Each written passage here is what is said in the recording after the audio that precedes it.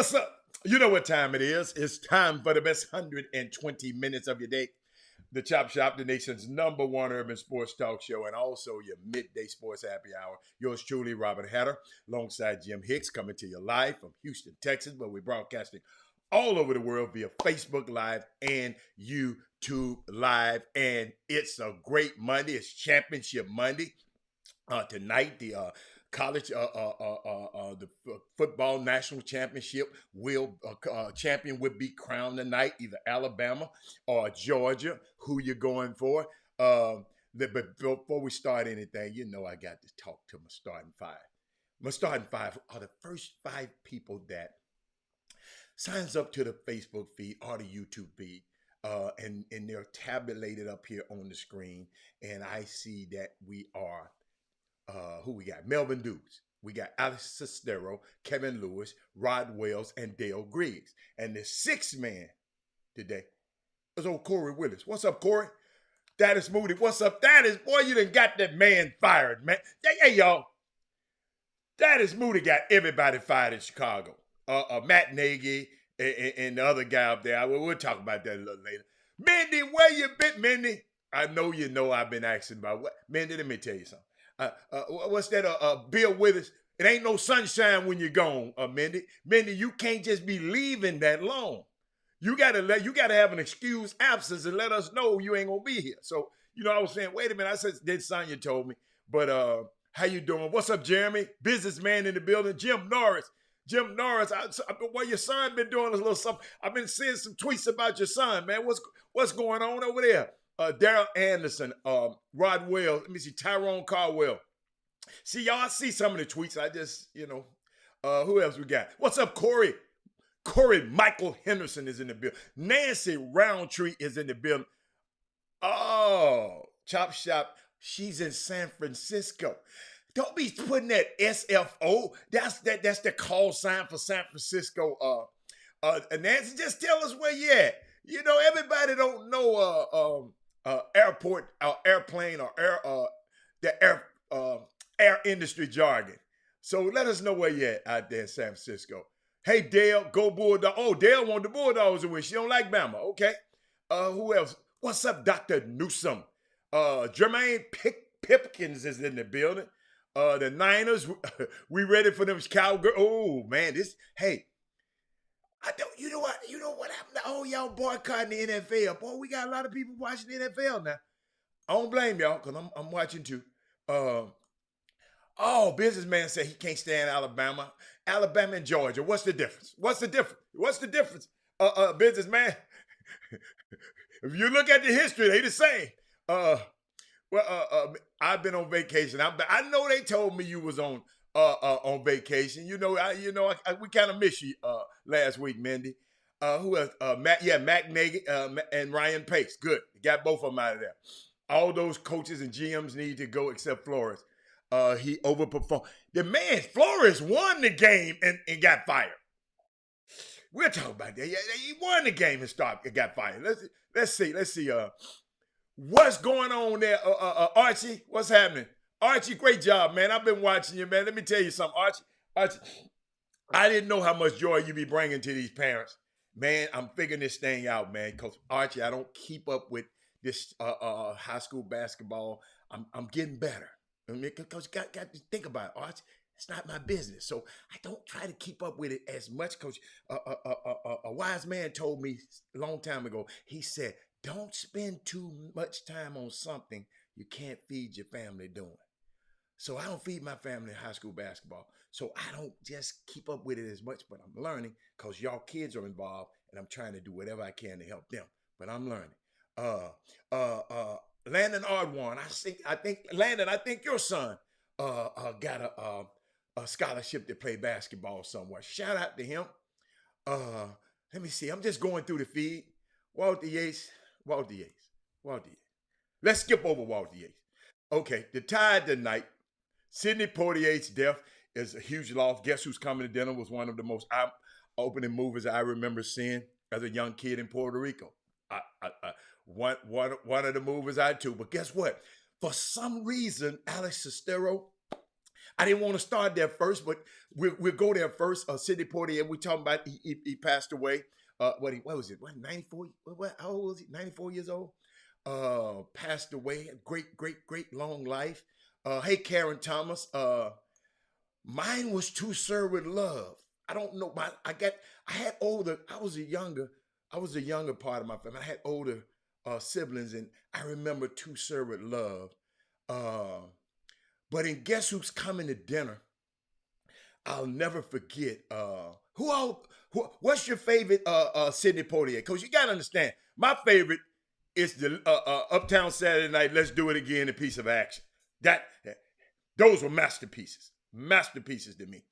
Those other ones might have been more critically acclaimed, like Lilies in the Fields. He won the Oscar for Lilies in the Fields. I don't think I ain't see that one. I didn't want to see. I didn't see that one. But To Serve with Love and The Heat of the Night. Heat of the Night. I never forget that. And I wish I could play some inserts for you, but I don't know. I don't want to get the show red flagged.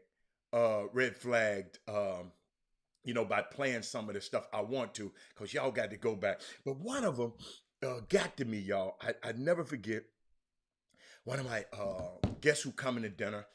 It's the movie about him back in those times dating. You got a shirt like this? Yeah, Kendrick Lewis. Thank you, baby. The Heat of the Night when he slapped the guy. That's the first time a black man ever slapped a white guy on TV in the movies. But they had a scene. Y'all, if you ever watched Guess Who's Coming to Dinner, they had a scene. Him and his dad was going at it, because his dad, he was marrying this white girl, and Spencer Tracy, he didn't like it. His dad didn't like it. The dads didn't like it. The moms would say okay, but the dads and the moms didn't like it. So him and his dad had a long talk. He was just getting on his dad, he hollering at his dad, doing things with his dad, going back and forth, right? But let me show y'all something. But he told his dad, he piped down, y'all. I never forget, cause I remember tears coming to my eyes. He said, "Dad," after all that arguing, talking crazy to his dad, he said, "You're my father. I'm your son. I love you. I always have and I always will. But you think of yourself as a colored man. I think of myself as a man." Y'all, Sidney Poitier, he was John Prentice in that movie, 1967. That blew me away. I don't know why they keep sticking it in my mind, man. But I want to give me y'all favorite Bucket and Preacher. Give me y'all favorite movies. I got one, y'all, that y'all probably ain't. I got one for you. Y'all probably seen it, but you didn't. It wasn't. I don't think it was critically acclaimed, but I fell in love with it. Powerful statement, D. White. I promise you, I got tears in my. Every time I hear that, D. White, it just blew me away. But we got to talk about this man. I mean, I had conflicting reports, because people were telling me, I had some people I from Twitter. He had a white woman. He didn't like white. He didn't like black women. He didn't like. How the hell you know? You weren't back there. How you know what he liked? How you know what was going on in his life? But I do know. I've read inserts. I haven't read them, but I'm gonna go back. He got a book out. I think I forgot the name, but I'm gonna think of it in a minute. I got it in my notes. But in the book, because he and Diahann Carroll were in love. Diahann Carroll, Julia, Diahann Carroll. I'm still waiting on y'all to put up all your Sidney Poitier movies that you like. Some of y'all might didn't like them. Just put up some more. Give me some more people. I'm looking at the screen. Hey, Ken Lofton. But what was I? Gosh, I lost my train of thought. Well, him and Diahann Carroll. So what I did a little research. He had a whole chapter 9 of his book I think no. He had a whole a chapter in his book called Diana. Diana. He loved this woman, but they had a crazy relation. Hey, she was gangster. Diane Carroll. Both of them was married, right? Fell in love. You gonna leave your husband? I'm gonna leave my wife. Let's make this happen. Hold on. Diana Carroll was so cold. I'm gonna show you how serious I am. I want you to go with me when I tell my husband, you my man now. Let me give me a drink, y'all. Yeah. But Sidney Poitier treated her bad. Oh, she wrote. Go look at her book. I got to read her book. I got to read his book. It's 3 sides to every story. Don't be sad. Don't be sad. Don't be sad, B. Scott. What you sad about, B. Scott? It's 3 sides. Check. Did y'all hear what I said? Diane Carroll, gangster.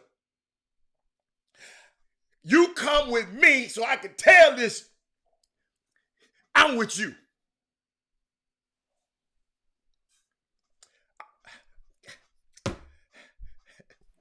Women, Mindy, ain't no woman that said nothing. I need my girls today. B. Scott. So, Diane Carroll, she got rid of dude. Sidney was taking his time because his mama and his dad always said, man, always look out for your kids. He didn't want to leave the woman. He didn't want to leave his family. But he loved Diana. They moved. He bought her a spot in New York. Said, we going to get this. But guess what? When during Diana's breakup with her husband, Diana got pregnant by her husband. So she bringing a baby into this situation. So Sidney said, look here, baby, look here. Let's try this thing out. But do me a favor, let your mama keep the baby. Because in the beginning of this relationship, I just wanted to be me and you. Okay? Diana, they did it. They tried it. And what happened was, Diana was missing her baby. She said, no, I gotta have my baby with me. This I can't live like this, man. I love you, man. Man, I gotta get with my baby. I gotta be with my baby. And that started. That was a part of the rift and the breakup and all that in their situation.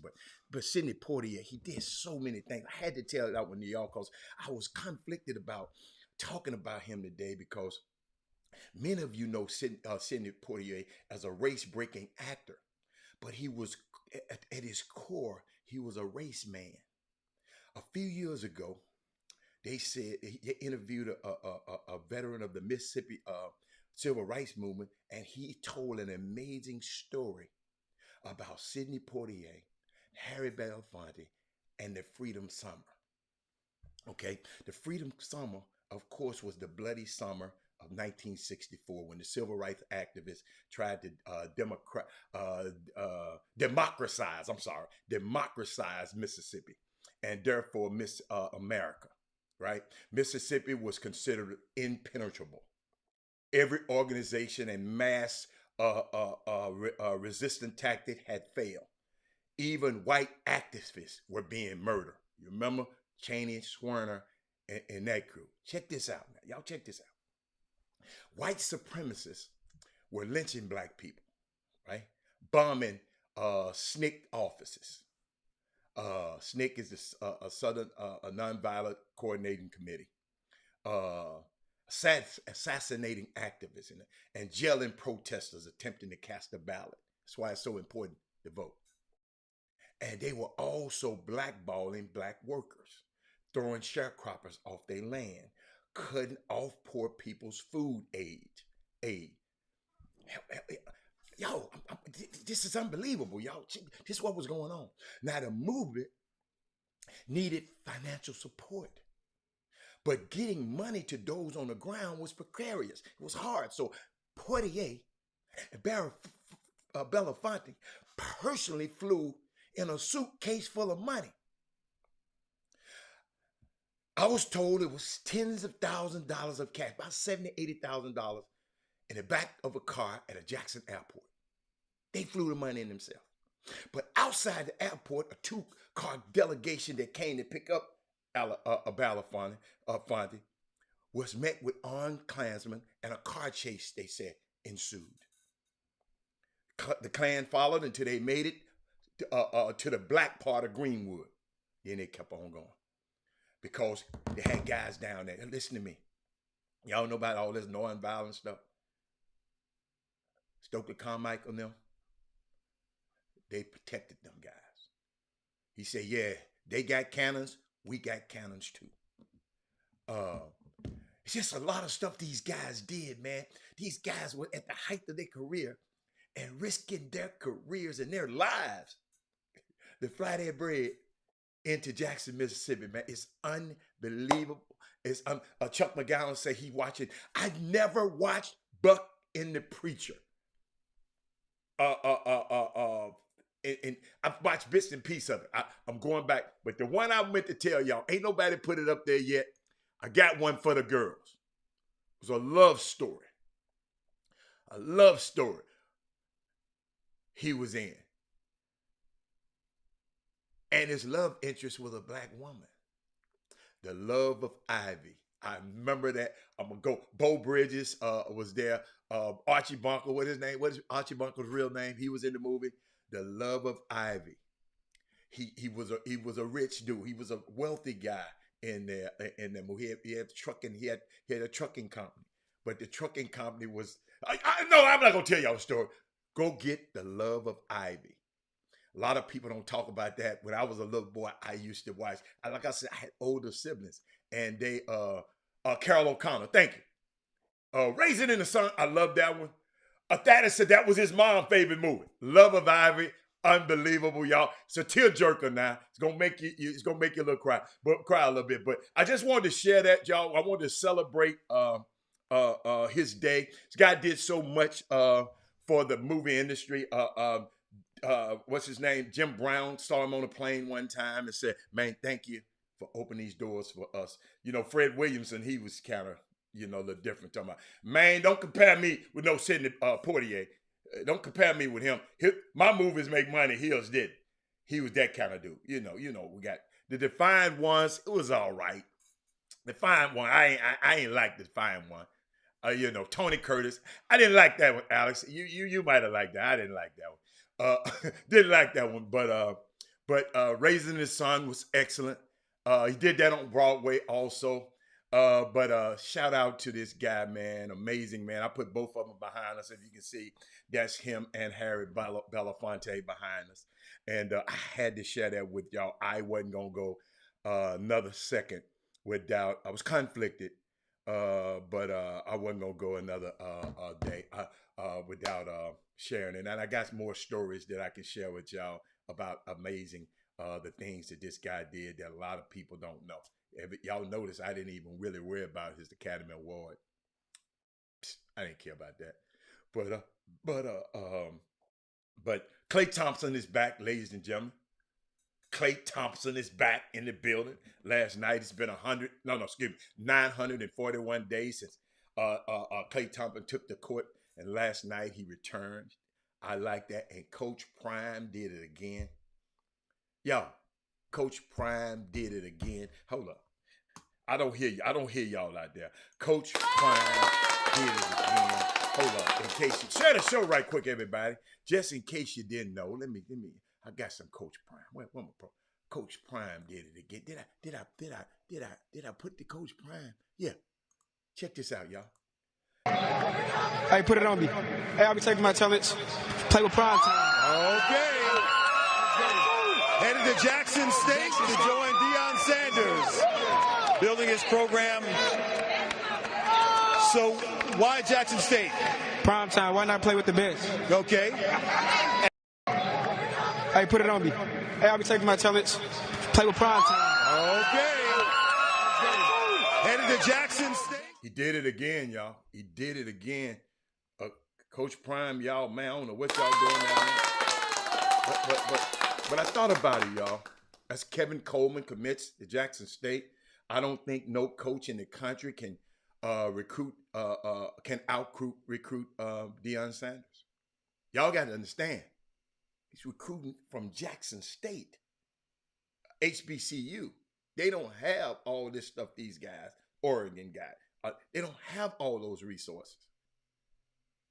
But I don't think no coach can out-recruit him. I have never, ever witnessed, ladies and gentlemen, this many high-profile athletes choose to go play at an HBCU. These kids are changing their minds from Power 5 University to attend an HBCU. That's major, and I love it, man. I'm serious. Y'all, hold up, let me give them enough. Do y'all understand how hard that is? I know half of y'all just can't wait to get my son to Power 5, but I understand it. I'm not mad at you. But that's why you should understand how hard it is. Because you ain't sending your son there. You follow me? I'm just saying, but I hope it's more. But I'm shout out to Prairie View again for hiring Bubba McDowell. But y'all, I'm just sitting there. But I need somebody help. I need somebody text somebody, tell somebody, tag somebody right now. Tell them the Chop Shop is on. We about to get crazy. It's about to get crazy. But y'all need to text them right now. Because I want to ask y'all a question. Who is this little dude?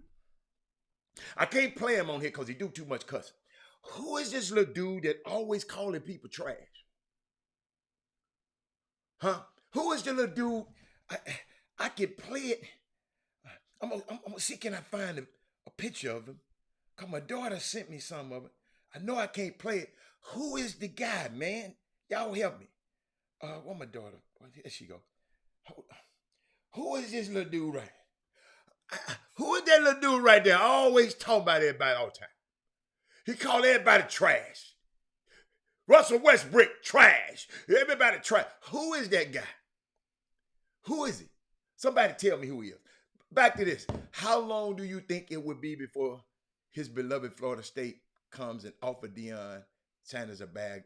I don't know. And I don't care, Paul Miranda. He's a comedian. But who is it? Where he come from? Paul Miranda, I don't care.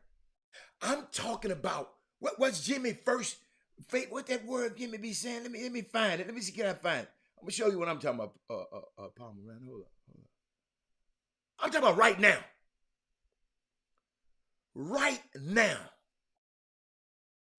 See that Bubba Dub? His name Bubba Dub. No one I don't know him, but he off the chain. Y'all follow him. He crazy. He call everybody trash.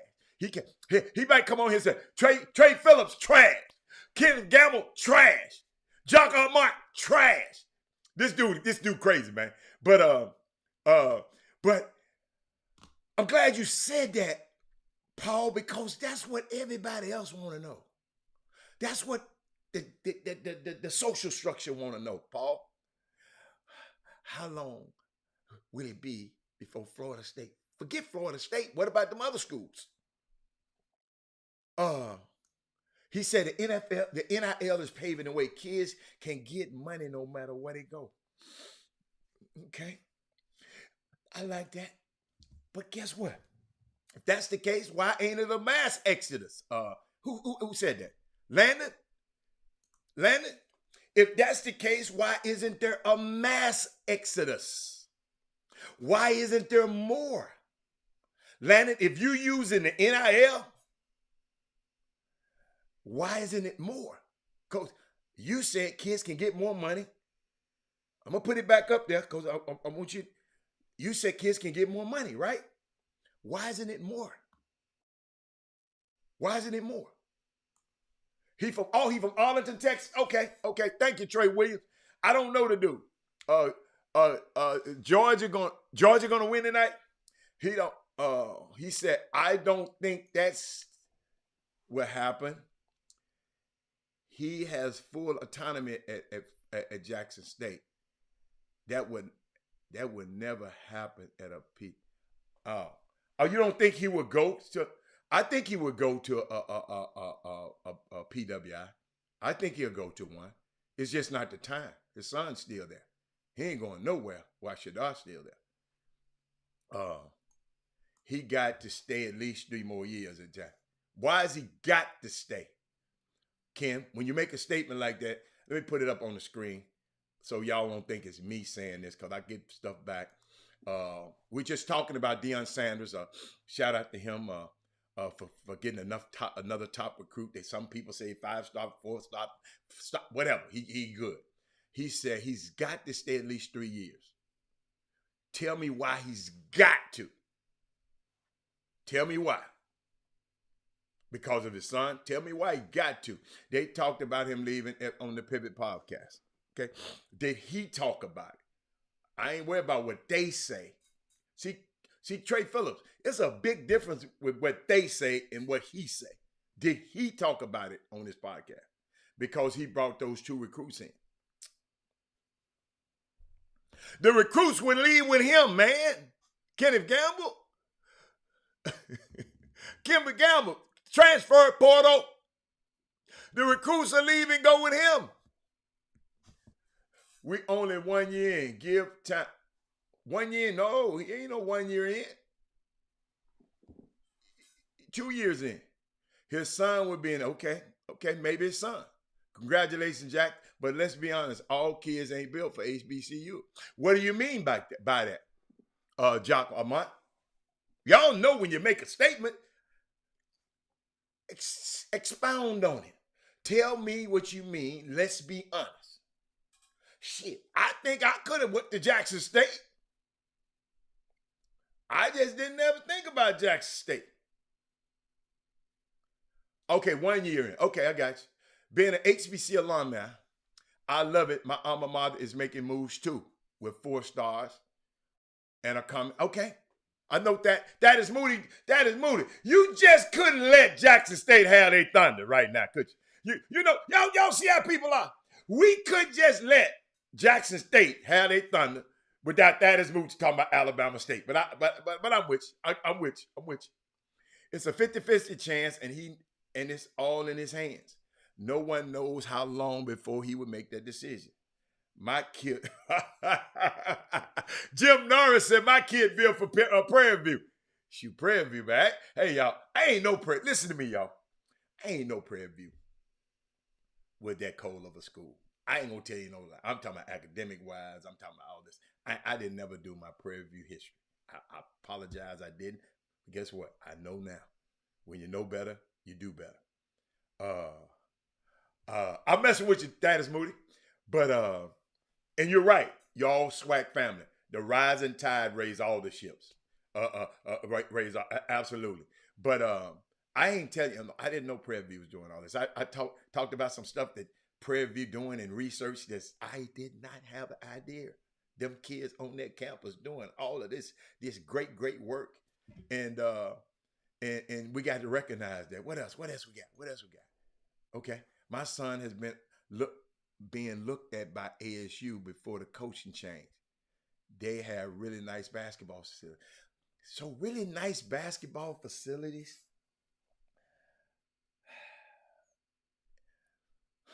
It's a gym. He ain't gonna live there. I'd rather him have good sleeping facilities. Because the gym gonna be a gym. That's just me. Basketball facilities. He can't take the basketball facilities with him. He can take that experience of living in somewhere nice with him, but being in a gym, I'm not sure. I love your comment, Landon, but I just want us to. We already know they won't not have the same facility as Baylor. What do you think about Flores fire? I think it's the stupidest fire in the world, and that was I don't understand. He won yesterday. He beat Bill Belichick 3 times. One time last year, 2 times this year. You tell me what you think about Flores. Hey, one of these job openings, he gonna get it. Miami got to be out there rabbit ass mind. And hold up. I hope y'all know Miami. They didn't fire. They fired the coach. It's Black Monday, y'all. They call this Black Monday. She said, I love PV. My oldest son attends PV. He's a junior. See, D. White. I just didn't know, D. White. I'm from Memphis, D. White. So in case you didn't know, I'm from Memphis. It's just a lot of stuff that I am learning about HBCUs now, because I went to the University of Memphis. I didn't go to I wish I had my daughter went to TSU, toward the end. She went to TSU, graduated from TSU. So some of my money went there, but yeah, she didn't have no scholarship. She didn't play no sports. But it's unique, D. White.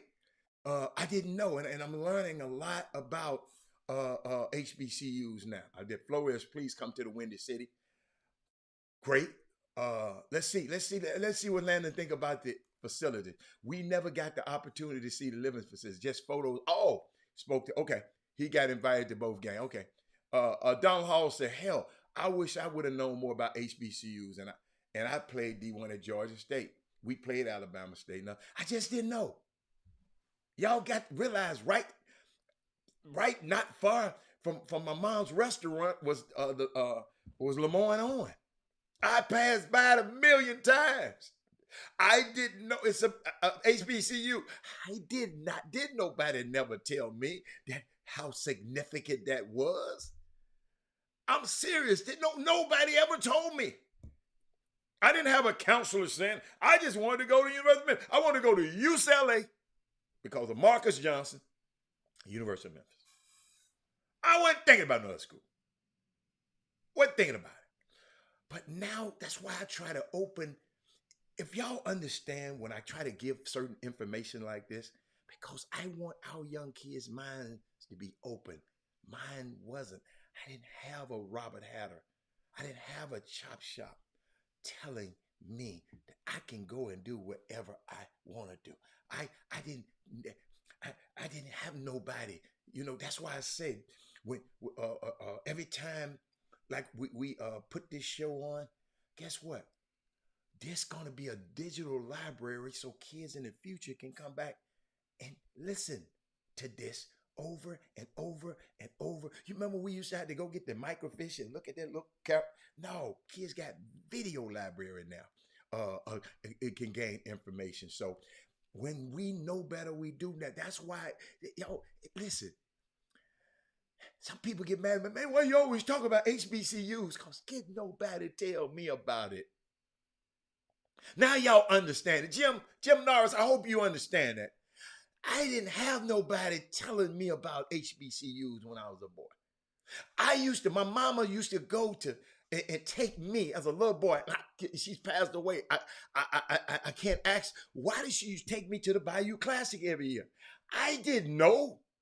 I live in Memphis. My mama didn't go to neither one of these schools. But guess what? I remember the hotel like it was yesterday. The Monte Leon. We always stayed there. So when I'm talking about these schools, it's because I don't want our next generation to grow up like me not knowing. Because when you know better, you do better, y'all. I'm serious, y'all, about this. That's why I take out the time and try to find stuff. Yes, we're going to talk about sports. When Jimmy come on, we're going to talk about Lil Johnny hitting some points this weekend. I know there's a lot of, we're going to talk about that. We're going to talk. Guess what? For the last 20 years, Lil Johnny been hitting points. And nobody ever thought about teaching our kids, man, the value of an HBCU. Nobody. She said she didn't know. Dee said she didn't know about HBCUs that much either. She said my parents told me I was staying in Beaumont. See that? My mama told me I wasn't going. Oh, D. White, I love you. Guess what? She said, you ain't going no damn UCLA. You stand right here. See, back then we did what our mama said. And guess what? I did what mama said. Right now, it's over 15 former pro athletes who coach. The list is growing. And I understand about the basketball aspect of it.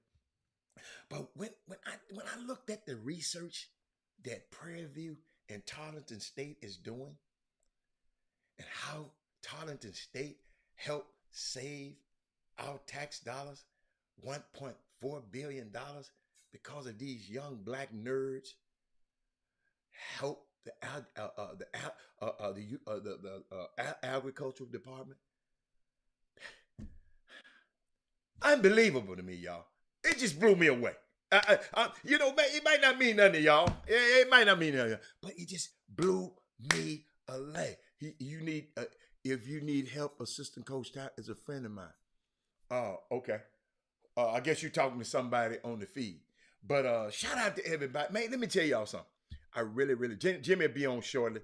I really appreciate y'all. But we're going to talk about some of these firings. Who is that? Mike Zimmer and the GM got fired at Minnesota. Then somebody wrote, you'll find Flores if Harbaugh is coming. Also would assume Dolphins have plans to get a new quarterback. The reason they say Harbaugh is coming, you're going to hear about Harbaugh, because the owner, Stephen Ross, if you go to University of Michigan, his name is on the business building. He gave over $400 million to the University of Michigan. He owns the Miami Dolphins. But I'm thinking about when Jim Caldwell got fired from what's the name of the school? Detroit. Detroit hadn't been the same since. Ross, by the way, Ross did graduate from Michigan too. And he's enamored with, he loved Harbaugh, but he did come on and say, I am not. He had a press conference today. He sent out a presser. He said, I am not going to be the person to take Jim Harbaugh away from the University of Michigan. That's what he said. When you say stuff like that, you got to watch. Let's see. I'm just thinking about this, Brian. I'm just thinking about these coaches getting fired, man. It's Black Monday. I mean, that's why I don't worry about. You know what I be thinking about though? Can y'all imagine? And I know about what about the families? All these coaches, the staff get fired. Have y'all ever thought about what happened to the families? I know y'all say, well, they make a lot of money. But the families the kids, got to take them out of school. It's a half a school year. It's January. It's a half a school year. Sometimes, we be so in our fandom, we don't even understand the effect that they have on the wife and the kids. The Bears have not been the same since. A smart, great. I absolutely agree. Absolutely agree, Thaddeus Moody. Absolutely agree. The Bayous Classic every year. Have never heard HBCU while the Bayou Classic every year and never heard HBCU while watching Southern and Grambling. I don't understand that. What you mean, Chuck? Chuck, clarify that. Clarify that, Chuck. I don't know what you're talking about. Who you talking about? Yeah, clarify that one. Kenneth Loftus said 2 of my kids are HBCU grads. Wife a HBCU grad. Even though Junior is already La Tech, he knows about HBCU.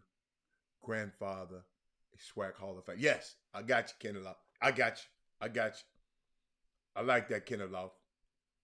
Yeah, I like that. You said read the first part, Chuck McGowan. Hold up, Chuck. Okay, I didn't understand what an HBCU. Okay, thank you, Chuck. I didn't understand what an HBCU was until I enrolled and experienced homecoming. Wow. Both of my parents graduated from you're lucky man. graduated from Xavier, Louisiana. But they never mentioned HBCU. Born and raised in New Orleans. Oh, okay. I got you. And went to the back and never heard HBCU. Wow.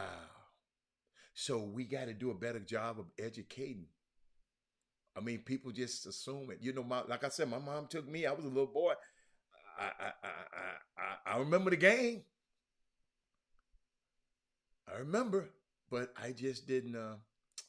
It was. I mean, we just got to get. We got we got to do better. Curtis Stewart, my wife and I met. See that? Curtis Stewart. His whole life changed at an HBCU. That's where he met his wife. His whole life changed. Have you ever seen a coach win 8 of the last 9 and get fired like that? No, I've never seen that. I've never seen that. It's unbelievable to me. But let me tell y'all something. In his defense, see, we don't own a team. What's up, Porter? We don't own a team. Porter, your boy in town. He texted me this morning. They played Philly tonight. They played the Rockets tonight. That's a difficult for me, y'all. Because we talking, if you just joined the show, we're talking several subjects. We're talking about the value of HBCU. Shout out to Deion Sanders again. And then we come back and we're talking about the man getting fired, Brian Flores. The man out of everything, Melvin Dukes, the man beat Belichick 3 times. 1 time last year, 2 times this year. What's up there, Herb Baker? Herb Baker, we all over the place, Herb, but we talking about Brian Flores being fired. We talking about Deion Sanders striking again, in case you didn't see it. Young man right here, Kevin Coleman. Hey, put it on me. Hey, I'll be taking my talents. Play with prime time. Okay. Headed to Jackson State to join Deion. And the boy said it, play with prime time, man. Let me give me a drink. Oh, y'all hold on. Hey, who was that? Kenneth Gamble said, I went to Tuskegee home every year, but mom never talked about the importance. See, guess what? Our moms didn't. They just took it for granted. I ain't mad at my mama because she did so much other stuff. Great. She a bad woman. She just, I don't know. Somebody else. Hey, Yvette. Hey, Gary Sinclair, where you been, man? Yvette, where you been? Lots of folks from Beaumont, Silsbee went to Prairie View at TSU. My mom was a teacher and Prairie View alum. That's awesome. Y'all, let me tell y'all something, man. They was giving me, I didn't write them down. I probably got them. I got them in my notes somewhere. But they was telling me the percentage of the black doctors that come from HBCUs, the high percentage of black lawyers come from HBCUs. The highest percentage of black engineers come from HBCUs. That's amazing. Kevin Freidman. What is Kevin Freidman talking about, man? Y'all, let me put it on because for one, what he said this for? Jock Ahmad say, my mother graduated from Grambling. Oh, man, shout out to you, Jock. My dad graduated. Wow. They both told me I wasn't mentally mature enough to attend either school. Jock, was you that bad? I mean, no, I'm sorry, lady. Jock, maybe your mama and them knew that about you. So, that's why you said, let me put that up there for Jock. Because I asked Jock, why did he said HBCUs not for everybody? Jock, I never thought that about my daughter or my son. I just never thought about that. I ain't gonna tell you no lie. I never thought about it. I always, since he was in the 6th grade, like I keep telling this story, I knew where I wanted my son to go. I wanted my son to go somewhere I didn't go. Maybe if somebody had taught me more about HBCUs earlier, maybe I'd went to Morehouse or Howard. You follow me? I just wanted him to go in a high academic environment so I can, I just want somebody to challenge him. I know he accepts challenges. Y'all, I told y'all how I used to motivate him. Every time he play a game, I used to talk about intentionally. You know, I tell y'all to do stuff. I used to intentionally talk about the point guard of the other team. Listen, heard. Every time he played, I would find a way to talk about the point guard on the other team. About how he do this and I do this. And I know it got on his damn nerve because he don't want me to get no compliment for him. So I knew what the outcome gonna be. Because I knew, yeah, hey, Chuck, I knew how he was, Chuck. Oh, Jock, I got you, Jock. I got you. I like that, Jock. But Jock, I think it would have been Jock. I don't know. I don't want to disagree with your parents because mama knows best. But Jock, I think it would be the complete opposite. I think they could have handled it. I think you could have handled it. Look at your life now. See, that's what I like about Sidney Poitier. He didn't let nobody tell him what he couldn't do. Sean Davis said he did that with his son. Sean, I promise you, Sean. Sean, I promise you. Sean, I didn't do it outwardly. I just said, I said, man, I scouted the other team. Man, that guard, boy, y'all might have some problems out of it. Boy, he tell coach, I got it. I'm just telling you, man, it's crazy. Jameson, what you say, you said had I wish I would have known then. We would have went to Howard. Let me see. Hold up. He would have went to Howard, but that's okay. He goes complain about it. Yeah. I mean, I ain't complaining, y'all. I'm just saying when we know better, just don't tell me what I can't do. And look what happened. I wanted my kids, when I became a little bit more aware, my daughter said, okay, all right, I'm tired of University of Memphis. I'm moving to Houston with my dad. And guess what? I'm going to go to TSU. So guess what? Guess what I used to do? I used to go over there sometime because, I don't know, I used to go over there sometime to pick her up. Go, you know, sometimes she just take the car. Then sometimes I just drop off so she don't want to try to find no parking space. You know, I used to take her to TSU. I used to love taking my daughter, a college student, to TSU. You know, son, I wouldn't have took him. But my daughter, we talk in the morning and come back. And then I ain't gonna lie, I used to like riding around TSU. Yeah, I ain't gonna tell you not back then. Yeah, I did. You can ride through the campus, you know. Now you can't do nothing. Okay, he said HBCUs are not for everyone. It's hard to focus when you have major risks dropping it like it's hot. And back in, man, you gonna bet people. I cannot believe this man just said that. Just in case you didn't know, they dropping it like it's hot at every university right now. What else? They backing that thing up. Every university right now. They backing that thing up. I heard at Auburn in Alabama right now. Hold up. Y'all, this is a Thaddeus Moody said, congratulations to my daughter Dorian for making an honor roll at Spelman College, all A's, and she's been a full science major, future dermatologist. Yes. Hey, Thaddeus Moody, your daughter gonna be one of the ones. She gonna be part of the team. She might spearhead the team for future helping for our skincare. Helping black skin, especially guys who have bumps. Your daughter gonna be one of the guys, cause some of this stuff now it don't work. Your daughter, I'm just speaking that to existence. She gonna be the one that invent her own product. Let's see. What else we got. Who else we got? Hey, Kim Jackson.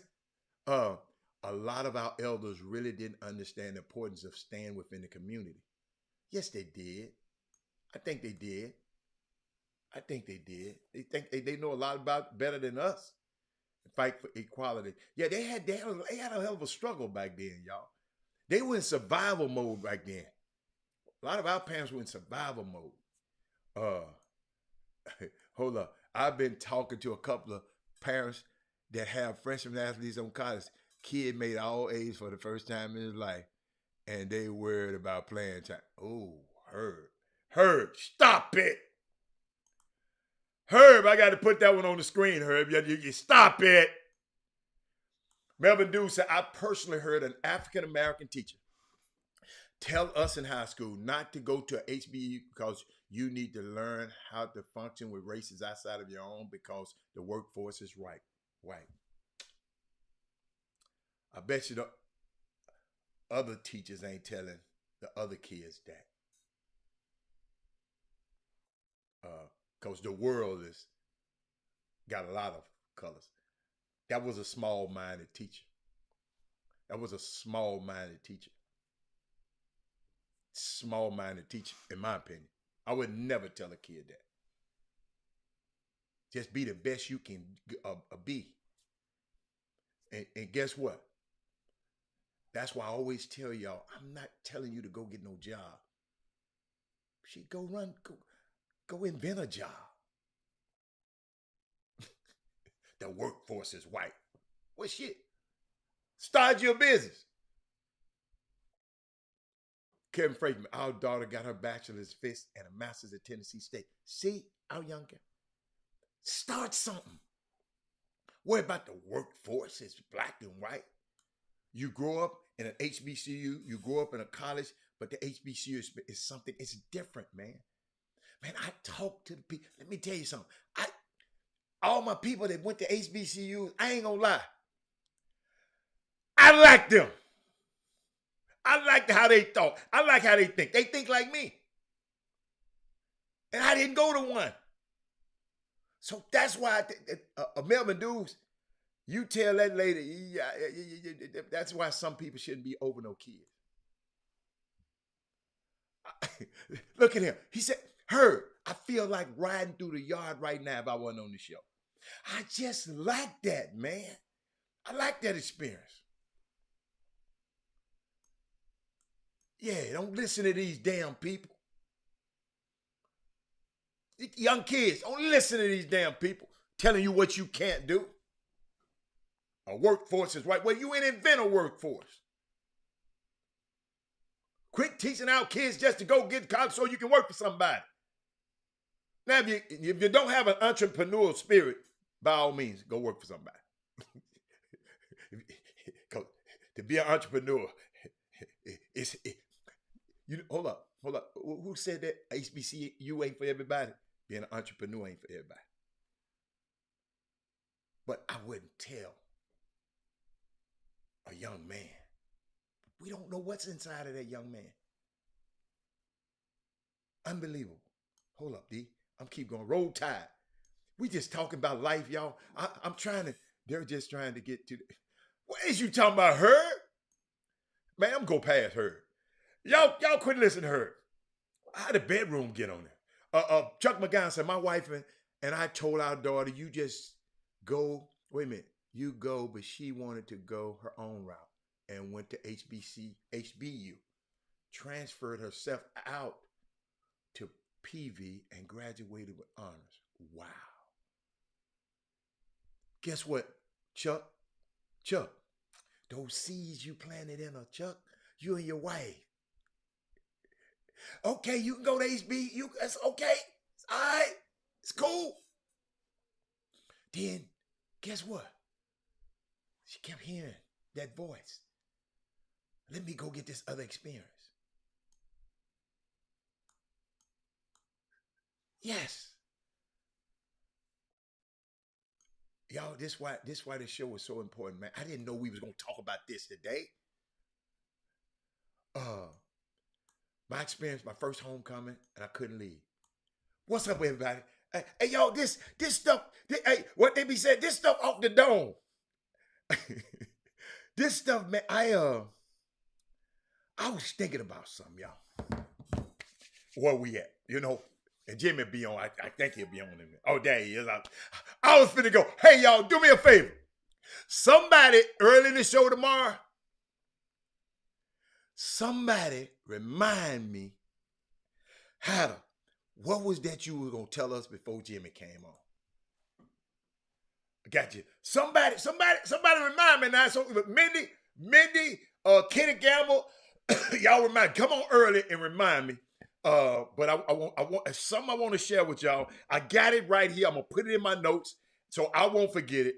But I want to share that with y'all. But Jimmy's in the building now. What's up, Jimmy? What's happening out there, man? There's a lot of stuff going on. You boy, hey man, let me tell you something, man. Hey man. Hey, if anybody said, Jimmy, let's go somewhere, right? See, I got him, y'all. I said, Jimmy, we're having a meeting. Guess what I tell Jimmy? The meeting at 1 o'clock. I said, Jimmy, the meeting at 12. We got to be there on time at 12. Hey, that's how. Hey, he get to the meeting on time. Or what? Or if you tell me I'm part of the program, I'm speaking, and I'll be there on time. That's right. You're right. I told people that if you want me there, I can't let you speak. No. This me. That's me and you. We ain't talking about nobody else. This ain't y'all. This is just me. That's me. Okay. But Jimmy, I done talked around the world. I talked about Brian Flores. We talked about Dion striking goal again with the young man. Jimmy, we talked about we're just talking about HBCU. Some people, I said that, Jimmy, I grew up not far from Lemoyne Owen College. I used to have to pass going to my mama's restaurant like every day. And I did not know the value of it back then. Didn't nobody never tell me. Jimmy, I used to go on a trip every year to the Bayou Classic with my mama, who didn't go to now one of them damn schools. I don't know who she was meeting, a dude. I don't know what the hell she was doing back then when I was little. I wish she was here so I can find out. I need to call my sisters. I keep saying them. Matter of fact, when we get, Jimmy, I'm going to take a break and call my sister. I want to know what the hell my mama used to take me down there with. Come on, I don't remember my sister being with me. A little boy down there, just I guess she wanted me to go watch some football. But Jimmy, I did not know the value of HBCUs. Then we talk about the coaches, black coaches getting fired. It's Black Monday, Jimmy. So it's Black Monday, so some black coaches going to get fired because it's Black Monday. But so we just talked about everything. We ain't talking about no basketball. We ain't talking, because I was waiting on you to come. Because I know you might want to say something about something. So guess what? Now I can take a break. What's going on? Oh man. Indeed. We a lot of stuff happened over the weekend. One thing about the weekend is NFL playoffs was set. You guys and I thought about one of the viewers on yesterday. I can, because you're watching some of these games, we all saw it coming that this past Sunday was really, really climatic in regards to establishing spots in the postseason for several teams. I thought about Mate because she's expressed her affection for the Pittsburgh Steelers. Oh, so I was wondering, I say, boy, I bet she was going bonkers. Jimmy, I was going bonkers because I love Mike Tomlin. Man, I'm talking about, and the Raiders Chargers game. I really was kind of rooting for the Raiders because I want them to win without this coach they gave $90 million to that they fired earlier this year. So I was trying Jimmy, they was going to win regardless. You wanted to win the game too? No, I'm talking about that game yesterday. Okay, you wanted to win. Okay. I wanted them because whoever lost was out. But did you see the end? How that game ended? Jimmy, a tie would have. If both of them had a tied Pittsburgh wouldn't have got there. That's what I'm saying. I bet people like Monte, My nephew, were going bonkers. I mean, and the guy Chris Reese who comes on there. Remember, he's the guy that painted a whole room in his house. What? Pittsburgh Steelers black and gold. A whole room is painted Pittsburgh Steelers gold. Jimmy, I believe it. I believe it. I absolutely believe it. I got a nephew. One of my nephews, they love the Steelers, and the other one love the Cowboys. See, in Memphis, y'all, we ain't got no team. They don't cheer for the damn Tennessee Titans. They cheer for either the Dallas Cowboys or the Pittsburgh Steelers. Jimmy, they say they got one of the biggest fan clubs in Memphis, Tennessee for the Pittsburgh Steelers. They're all over the world in Memphis, Tennessee. It's unbelievable. But come on, what was so you was feeling for them people last night? No, I mean, do you understand? Okay, in the closing seconds, and of course, I'm watching the game, but I wasn't listening to the game. You know what I'm saying? You're watching the game, not really paying attention all of the details of the game because I was fellowshipping with a couple of the fellas. And so toward the end of the game, it appeared that the Raiders were about to concede and extend the Chargers a tie. It appeared that way. I didn't see that part. I keep hearing people say it, but I didn't see it because they was running the ball. No, because that last play, right? They were letting the clock, wasn't in no hurry to hike the ball. You know what I'm saying? If you're trying to get score, you're gonna make your move, get your field goal. They were. It appeared they were facing fourth down. It's fourth down and like 3, and it appeared they were gonna let the clock just roll on down and extend the Chargers a tie. Well, the Chargers coach calls a timeout. Like, in other words, to get some stuff set up. Like, okay, we're gonna count it. We're gonna stop this. And that kind of from what I don't buy that, Jimmy. I don't buy that. I've been hearing all that mess. I don't buy that. You know why I don't buy it? Because when I look at the games, right? They say if the Raiders lose, they play against the Chiefs. If they win, they play against who they playing. Whoever they playing against now. Whoever they playing against, they play against the Bengals. Think about that. Y'all saying the Raiders said, okay, I'm going to tie.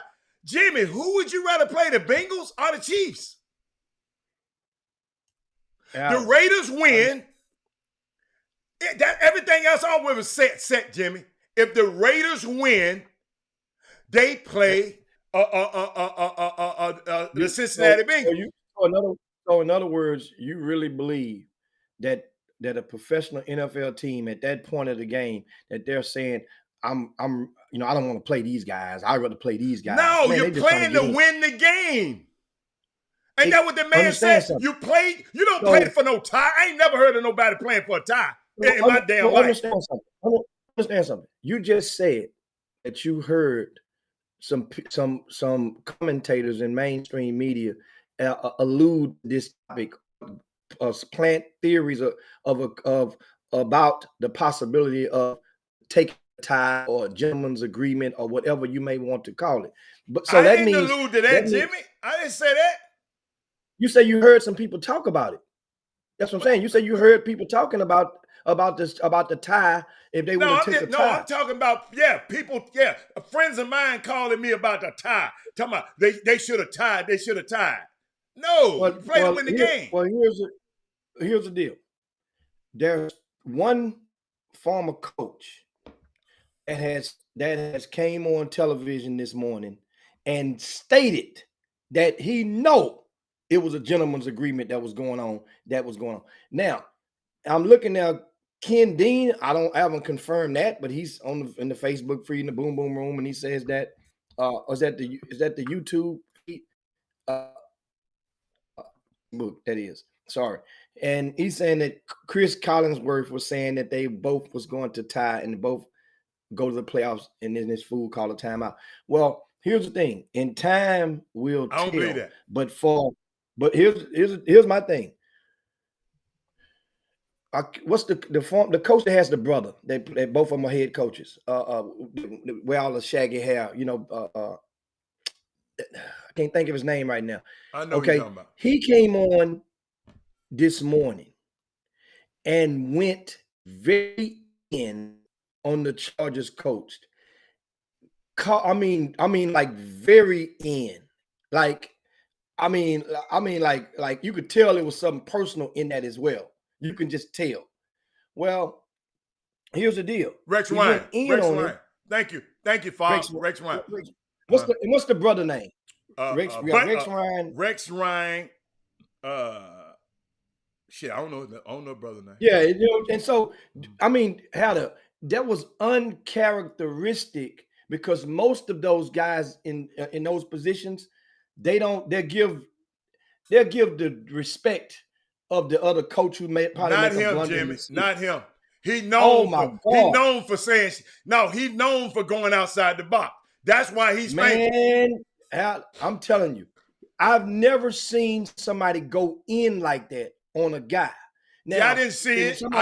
I'll go back and watch it because I take it. What's a black guy that played for LSU? That's my man, back? Ryan Clark. That's my man. Okay, so Ryan, I love him. Ryan attempted to basically, just rationalize and defend, not necessarily defend him, but just remind Coach Ryan that, the coach for San Diego, that's what we're talking about, the Chargers head coach. He's a gunslinger as far as, because he went for it on 4th and 2 at his own 19-yard line and didn't make it. And that was like, that just threw Rex Ryan off. He was like, this guy thinks he's the smartest coach in the world. He thinks he's smarter than this. I mean, he just went in on him. He doesn't know nothing and blah, blah, blah. So anyway, so Rex was like, man, this dude always go for it on 4th and 2. But then they did explain all 4th and 1s aren't the same. A 4th and 1 at your own 19-yard line is not the same as a 4th and 1 at the opponent's 19-yard line. Jimmy, it's not the same. I see you've been influenced by what you saw on TV today, right? No. You telling me when that guy on his pedigree makes that type of charge, just pay attention because if it's not true, then. So he's saying they had a gentleman's agreement to tie the damn game. I've never heard of no. Excuse me. No, Adam. After both got a chance to score and win the game, remember, both teams got the ball in overtime. Both teams had a chance to score. When did the agreement? When did they have a chance to talk? Did they text each other? You could very well. It's a lot of ways a gentleman agreement can be established. It's ways now. It's ways. So and I'd rather not believe that one. You can believe that one. I'd rather believe that. This is what I'd rather believe. My opinion, y'all. I know if I win this game, I'm gonna play against the Cincinnati Bengals. If I lose this game, I'm going to play against that monster at the Kansas City Chiefs. I'm trying to win the game. I don't know what kind of gentleman agreement that y'all going to have that's going to make me tie the game.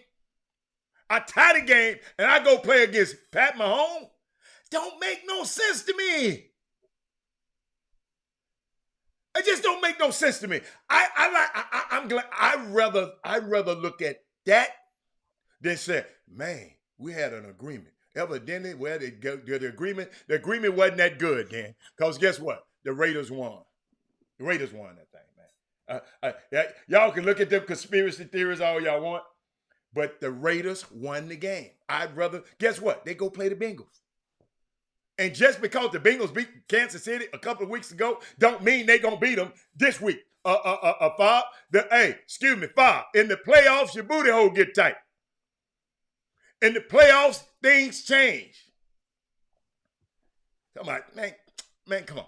But Jimmy, I mean, but it's good. Some people if that's your theory, y'all can go with that one. Rex Ryan, they can go with that. But when I look at the possibility, I'm trying to win that game. Trying to win that game. I'm trying to win that game. That's just me.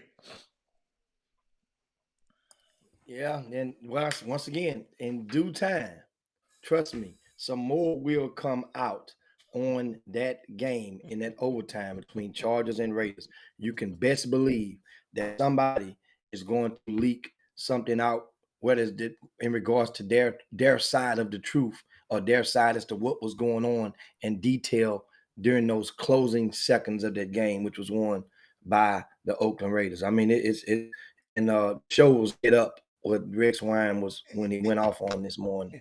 The Get Up. And one thing I love about the Raiders have been through the Raiders been through a lot of stuff this year. They lost their coach. They lost a kid. One of their kids killed a person in a car accident. Henry Ruggs, the top wide receiver. Then another wide receiver, he got put off the team. He got a DUI. And a new coach had to come in and salvage this thing. Man, you go win that game, man. You go win that game. You ain't got time to get in no general agreement with nobody. You go win that game. You played the game to win. I ain't never heard of nobody say, man, let's tie this thing. Shit, we don't want you San Diego. I don't care if you get in here or not. The hell I'm worried about San Diego getting their ass in. You got to beat me, San Diego. You got to beat me, San Diego. We're in the same division. I think they're in the same division or something like that. You got to beat. We used to share the same city. You got to beat me. Go home, San Diego. You and your golden boy quarterback. Y'all on vacation, huh? But tell me this. Okay, two teams making a general agreement in that situation. That's entertaining that thought. What's the difference in, let's say, a couple of years ago, we were in one of the youth grassroots tournaments, and they had a cash prize for first place, and they had a cash prize for second place. They made it to the championship. Both teams gonna get some money, right? I don't remember what the purse was, first and second. Well, two teams that will play, they made a gentleman agreement. Say, hey, look, man, we can go and drive back to Dallas. We can split that pot, and both of us can be home before dark. And that's exactly what they did. So that means the fans got robbed of a potential championship game that they could have seen, and those guys split that kitty. And so, and it was nothing. The guy that the owner, Jimmy, it ain't no kitty to split, Jimmy. It ain't no kitty to split. What do you mean? This ain't no what kitty they gonna split. What kitty two NFL players teams who don't like each other? What kitty they gonna split? The agreement meaning that both, if listen, you get your chance, I get my chance, we're gonna agree to not score. And we're gonna take this thing in over, and both of us win. Both of us will get in. It's possible. Of all the things you've seen and heard in sports, dude, and pro I'm sports, not buying that theory there. I'm not buying that theory. Okay, I'm not buying that theory. What if you couldn't stand Mike Tomlin and you was one of those coaches that really couldn't stand him or anything he did to all the owners, all the administration of Pittsburgh? What if that might have been the case? And it's possible. What if they did something to you in the past? And you know what? I'm not going to help the Pittsburgh at any rate. Okay, what if that was the Dallas Cowboys in the situation that the Pittsburgh Steelers was in? As many people that have self-induced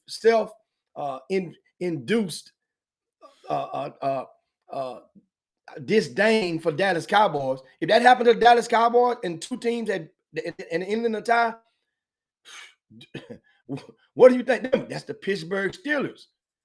The Pittsburgh Steelers and the Dallas Cowboys are the two most supported teams in the United States of America in regards to historically. Talking about over the whole sphere of time for the NFL. There's no two teams. So Pittsburgh is one of the most, I mean, if you're one of the supported, then you're probably one of the most hated or antagonized as well. Same thing for the Dallas Cowboys. I couldn't believe it, but time would tell if indeed that theory has legs to it. I'm saying that it's out of the question because it's not out of the question. That's all in regards. So, of course, football playoffs kick off on Saturday. Yeah, Russ says it's the pros. Man, come on, man. Yeah, Y'all, I'm it talking ain't about the high y'all. school. You talking about a little high school game. That talking about that. Let's just split up the man. Come on, man. Come on, man. Come on. Come on. Okay. That's what I'm telling you. Okay, but that's all right. It's all right. I got. You know what? It's all right. I can't. When somebody is convinced that they know it, I ain't trying to. You. That's cool. I'm good. Byron Green, I ain't coming to no more Junebug games now. I done came to one. Byron Green trying to get me to come. I'm not coming to no more Junebug games. Byron Green, I went to one. Boy, that's all I'm going to, Byron Green. That's it. All right. See you later. Send me the video. Yeah, man. Because you're going to be running up and down the sideline the whole time. Nervous as hell. But what else we got? What else we got? NBA news was Clemson returned to the hardwood on yesterday, last night, that is, and to a standing ovation, to one hell of an entry, to a return to the game. It's hard to believe, man. It's been over 2 years since Clay has been on the court in the NBA game. And also in coming back, of course, Golden State, the Warriors, proceeded to get a win. Their first win this year, scoring under 100 points, held the Cleveland Cavaliers to only 82 points in that win. Steph Curry, 28 in the win. I think Klay Thompson, I want to say, he had, 19, 17. And in that, even Draymond Green came and suited up for the jump ball, came out off the injury reserve for this. What's wrong with him?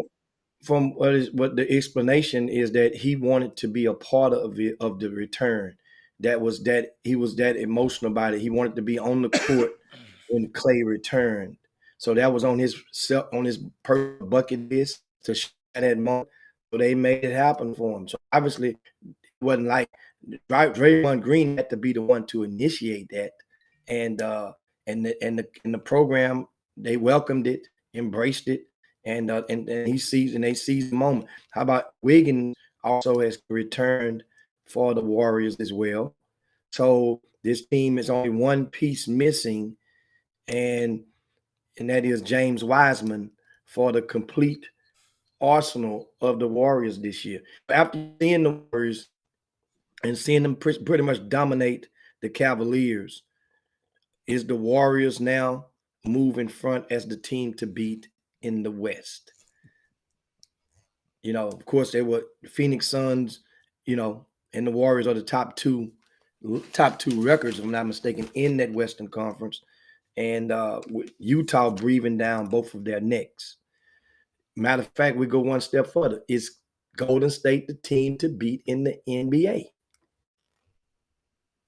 Have they changed the trajectory of what you guys or what you may felt? Even though, remember, you saw the return of Kyrie last week, but then that's only for road games. And Kyrie have a strict game he would not be able to play in unless a decision can still be made by Kyrie. And that's what I'm wondering and seeing, if Kyrie gets that basketball bug, takes full toll on him. Does he go and get the jab? Does he change his mind once you get close on the other side of February, once you get into March, going into June, or keep his same stance all the way on through? That's yet to be seen. According to the Brooklyn Nets and Kyrie Irving. Yes, the Chicago Bulls has the third best record in the league, of course, behind Phoenix and Golden State, and they are definitely a team to pay attention to. Now, the thing is, the postseason, as many people look at it as a whole, it's a whole different season. So I think the Bulls would have to get through that first round of the playoffs to really gain a lot of people believe in you. Yes, Illinois and Chicago and are based fans, but for them, they need to get by that first round. Once you get by that first round, then I think things will change as far as people can take Chicago seriously. Chicago kind of like, remember, that's how the Rockets were. Everybody in Houston believed in the Rockets during, talking about 5 years ago or so. But it was like, even when they got past the first round, people in Houston like, oh man, they can do it. They can do it. Get to the second round, get past the round. But nobody in the country took the Rockets serious enough to say, well, these guys gonna win it all. Maybe one of those years, maybe one. And so that's the thing on Chicago's a pretty good team, and they just got to be able to seeking a. We got a lot of season left, man. Let me see how many games. That's 20 was 7. That's was third. That's 37. They play 41 games, 40, something like that. In their case, it's 30. They ain't played but 37 games. They played 37 games. They played 37. I know the Rockets played 41. Yeah, and I'm just saying, I mean, we got a lot of basketball left. They won one game, one half a game and a half ahead of the Brooklyn Nets. And I like them, but I think they're going to need another piece if they plan on trying to, like after this buyout season, the buyout season close to the trade deadline. I think they might have to add another piece. If they trying to go, because I know, see, in the playoffs, you got to beat somebody in a series. And this thing is it's just different. You got to beat that monster at Philly. You got to beat that monster at Milwaukee. You got, man, and Cleveland. I mean, I'm really, really, really liking Cleveland. I thought that would ever come out of my mouth. But Chicago Bulls, they on top right now. The Golden State on top right now. Well, shit, they tied with the Phoenix Suns right now. We're gonna see. But I'm just sitting here watching this stuff here, man. I saw something. I had to show this to y'all. I hope I don't get in trouble. But I could show y'all, man. This kid is doing stuff, man, that I haven't seen a guard got his height do before. Watch. The other night. Also, here's a stolen basketball by Bradley. Oh, John Morant! What a play! The other night. Also, here's a stolen basketball by Bradley. Matches it. Look at him go up and just two hands. Oh wow! He hits his elbow on the backboard. That's what freed the ball. That guy is unbelievable. The next time you steal somebody's ball, Avery Bradley, you better make sure. You better pull that thing out, man. That thing right there, that's a little different, man. I mean, I haven't seen a guy that height do that. I haven't seen that. He is becoming he becoming a must-see TV. But Jimmy, were you gonna say something, Jimmy? He's becoming must-see TV. We're talking NBA talk, and just looking at some of the results from last night. And I was looking at that. Hey, the Dallas Mavericks done won 6 straight. Yeah. They beat the Bulls pretty good last night. Beat them handily. Yeah. Yeah. And everybody Luka can is be back. beat in this league. This ain't. Oh, everybody. absolutely. Yeah. But Luka's, this is on his, he's only been back for a week or so, right? And he had a triple-double, 22, 14, and 14 for Luka in that win. The Brooklyn Nets, without Kyrie, they played at home against the Spurs, and they basically did what they were supposed to do against the Spurs. They went in overtime, though, and pulled off the win, got the W. That is, the Brooklyn Nets did. Kevin Durant, 28 points. Man, he's been grooving. James Harden, 26 and 12 and 7 rebounds to go with that.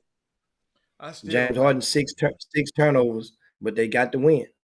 That's like I said, between him and Westbrook. One of the differences when it comes to the category of turnovers is that Westbrook's turnovers is magnified because it's mostly in losses.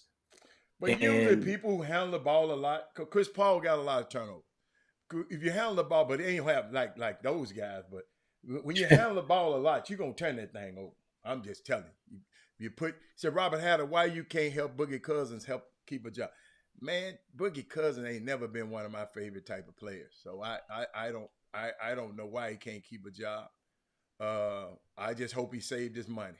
That's all. That's all you can say about Boogie Cousins, because they gonna 10-day him to death. they gonna 10-day him to death around here, Jim. But in his case, 10 days is a lot because he on the veterans maximum you can get. I think he can get a little bit more than everybody else. But Melvin Dukes, I don't know about it. What else interesting on that, Jimmy? I think it's pretty much a done deal on that Laker thing, man. What you mean? What you mean done deal? What you mean by done deal? Don't say that Chris Walker might call in. What do you I think the coach dead man walking. I think the coach walking the green mile right now, right into the All-Star break. I so it's really the coach's believe fault. No, but coach is going to get the, in regards to that, they're the pawn that can easily be replaced.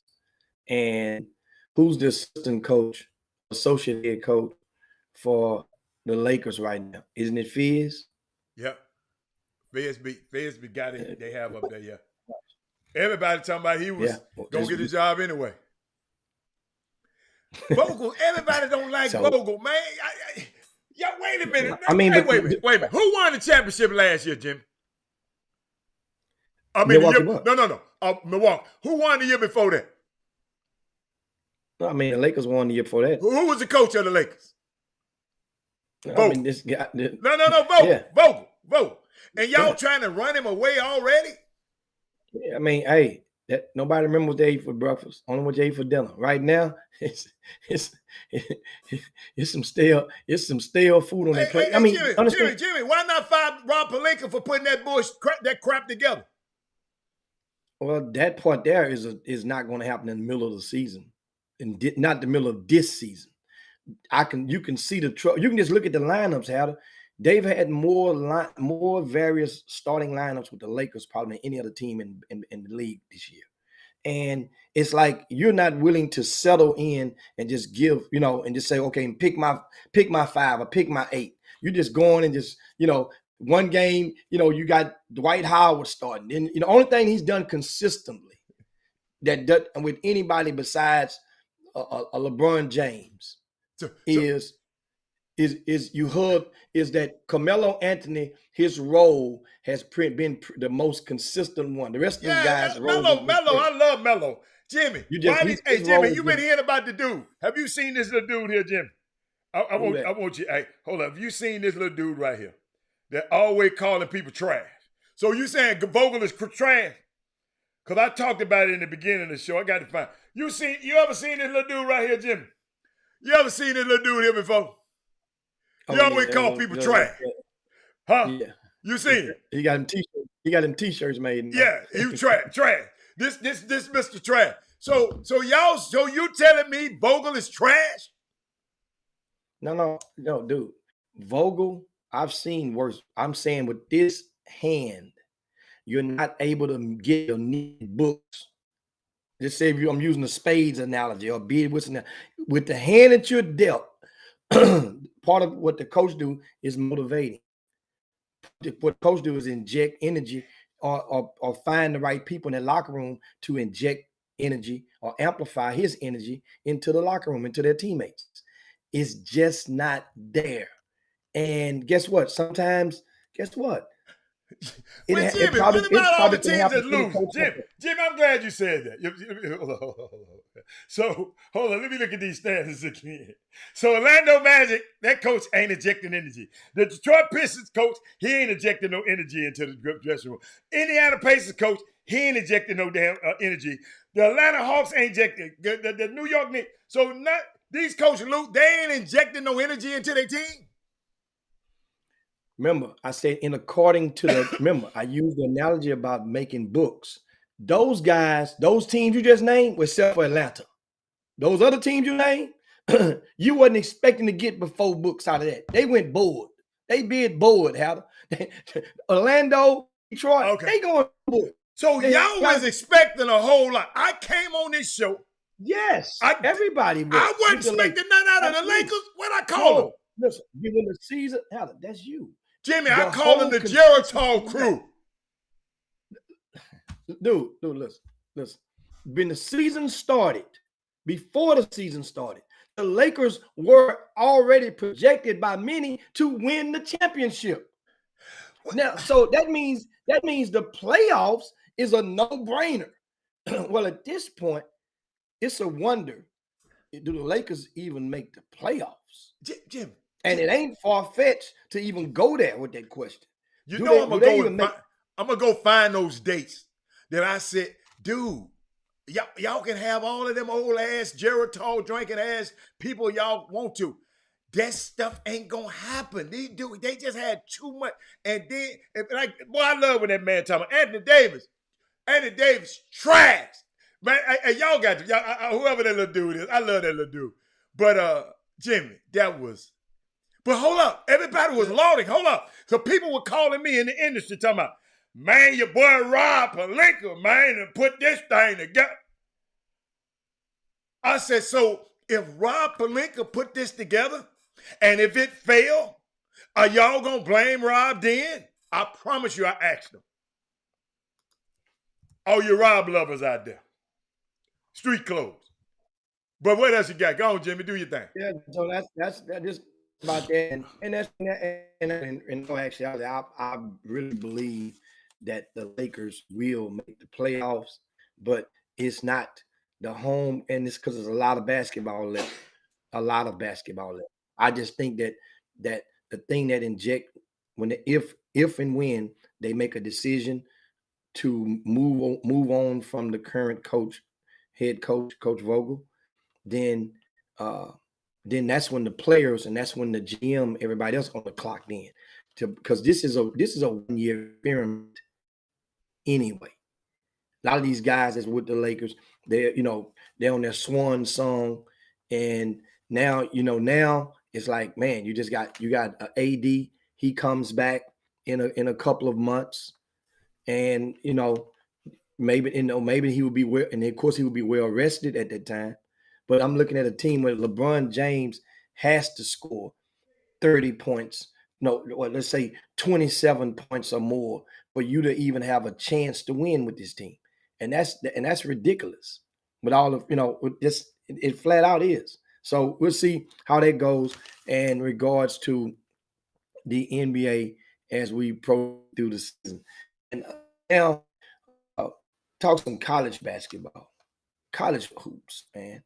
And how do I know that every Monday the AP poll comes out, and Baylor, of course, remains at number 1.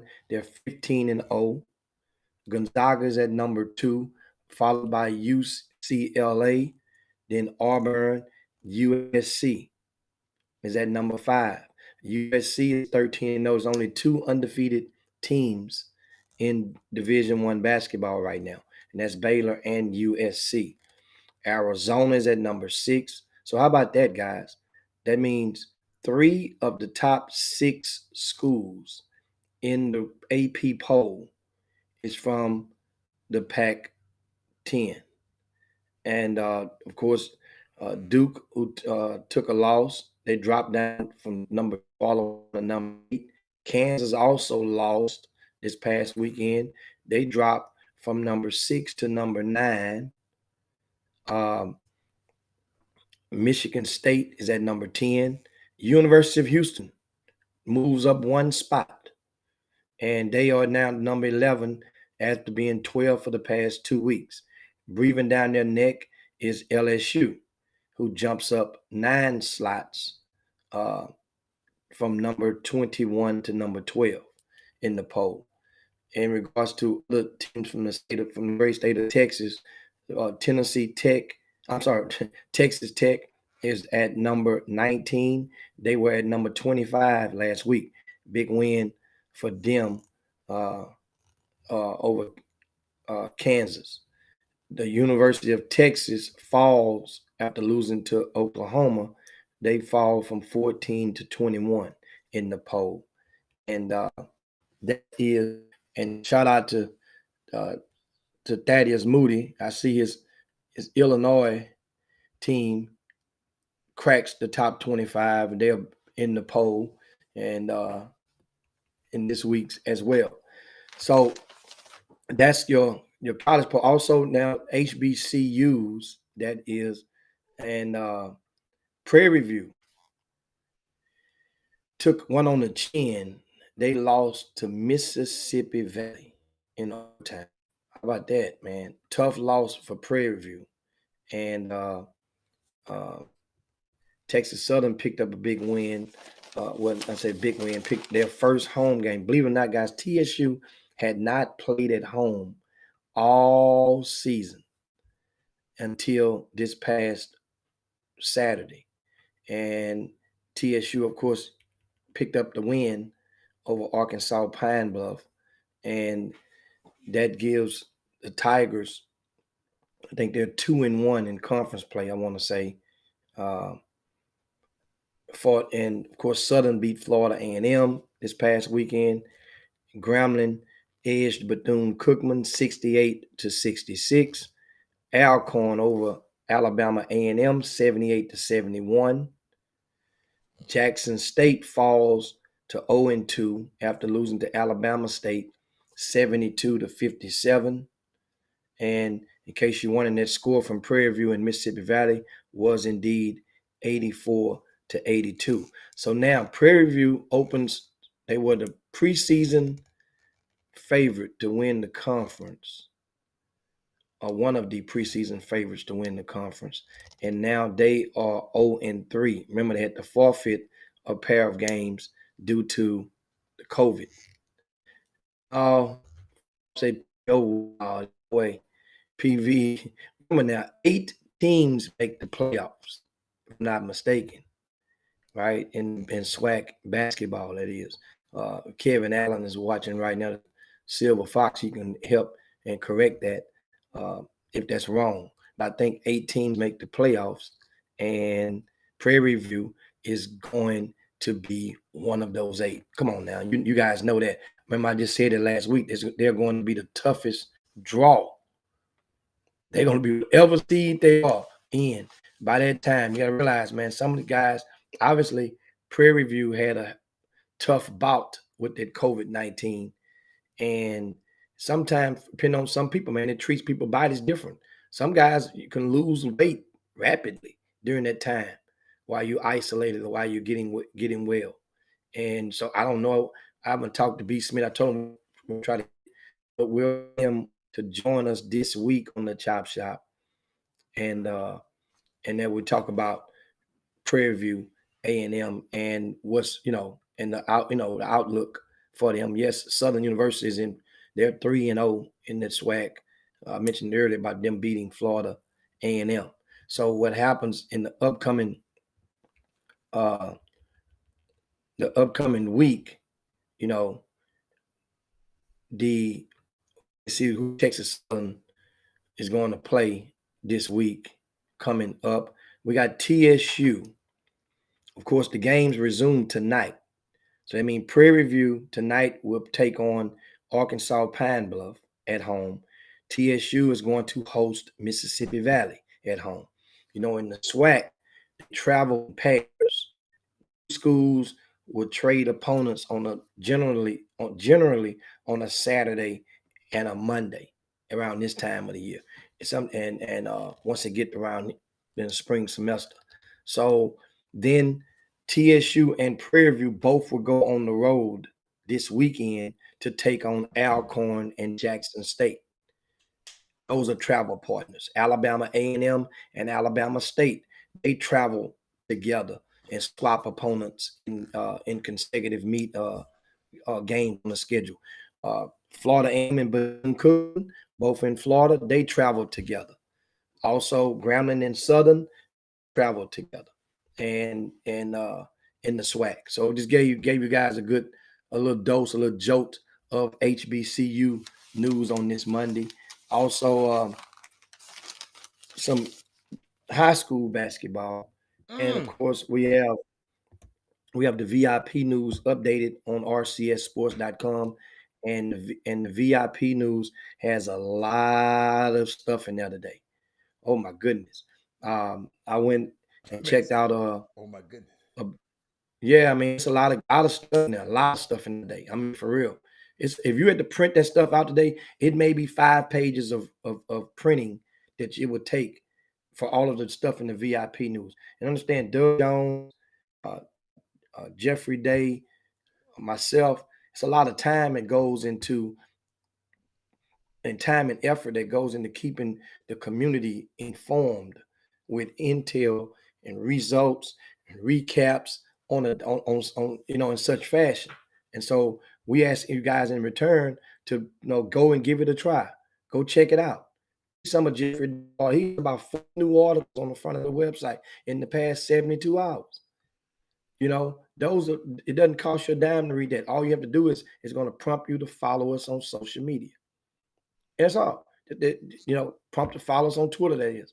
And in the VIP news, man, big stuff. You have one kid, Adam, of course, that quit his team. I'm looking at it. Hey, y'all, I'm looking at the VIP room. Keep talking, Rob. Keep talking, Jimmy. One player, he's 6'8" in the 11th grade. He averaged 15 punts a game this season, Adam. Right? 8 rebounds, 15 and 8 this season, and said, I don't want to play with this school anymore. They're just getting into district play. Only a couple of games into the district. This team was a favorite to make the playoffs. And the coach, one of the coaches from the high school team released a statement, and the parents countered a statement. So we posted the statement from the parents in the VIP news. I see it. And I decided to not post the statement from the coach because the parents' statement basically supersedes whatever the coach's statement. Yeah. So that's why I didn't post the coach's statement. And so you understand, 6'8", averaged 15 and 8 this season in the highest classification in the state of Texas, 6A.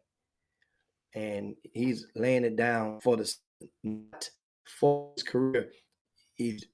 According to the parents' statement, you guys can go and read it in its entirety. The young man plans to work out.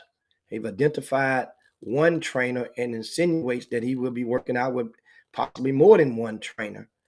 And you guys are the trainers out there. You guys may want to chime in and, is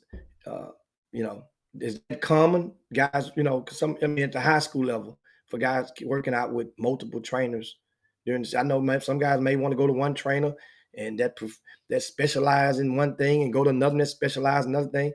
Go to another one that may. I don't know. You guys let me know what you think on that. And the kid is senior, right, Jimmy? No, he's a junior. Somebody said Herman Scott said he's. Oh, he's a senior. I'm sorry. Yeah, he's a senior. He's a senior. Senior. Correct. Oh, okay. He's a senior. So he can shut it down anyway. Okay. All right. Yeah, but he has. Understand. He had no offers yet? At the Division I level. It don't matter. No. Let me tell you why. I'm just going to read you one sentence, right? That's from the parent statement. Okay. And they say and that's the second sentence from the end of the statement. Adam, you can look at it as I'm reading. I saw. It say, at the end of the day, our son wants to attend college at the highest level possible. Right? Possible. At the highest level possible. Possible. Yeah. So the highest level possible is what his level is. Not the highest level. I mean, it's what his talent level is. That's the possible they probably talking about. I hope they talk about. I hope they talk about. You say you hope that's what you hope he talk. Hope they talking about. Yeah. Go shit. People in hell on ice water don't mean they're gonna get it. So that to me, their words is now posted the entire statement from the parents, word for word. So it could not. Jimmy, I love this. Jimmy, I love this. Jimmy, I love this one. You didn't read this one. I like this one the best. I like this statement the best. If you have any basketball inquiries, please contact the Smith family to discuss the next step. What they talking about? Help me. Help me, Jesus. What they talking about, Herman Scott? I'm not making light of it, but shit just public, Jimmy. Shit, when you put public shit, listen to me. I get so sick of people talking about, man, y'all talking about my business. Y'all talking about, I told a girl one time, I said, look here, girl, we in season 6, episode 12 of you and your bull crap that you've been putting online. So guess what? Jimmy, who they talking to? If you have any basketball inquiries, please contact the Smith. In other words, don't. Oh, that could be to college coaches that's reading. Okay, I got you. Okay, all right, I got you. Okay, I'm just trying to figure this thing out. Yeah, that could be to the college. Let's say that could be to a college coach because if you have basketball inquiries, contact the family. Yeah, it couldn't be for anything else. Jimmy, hold on. So he getting away from the team, but they say he gonna focus on training and skill workout. Yes.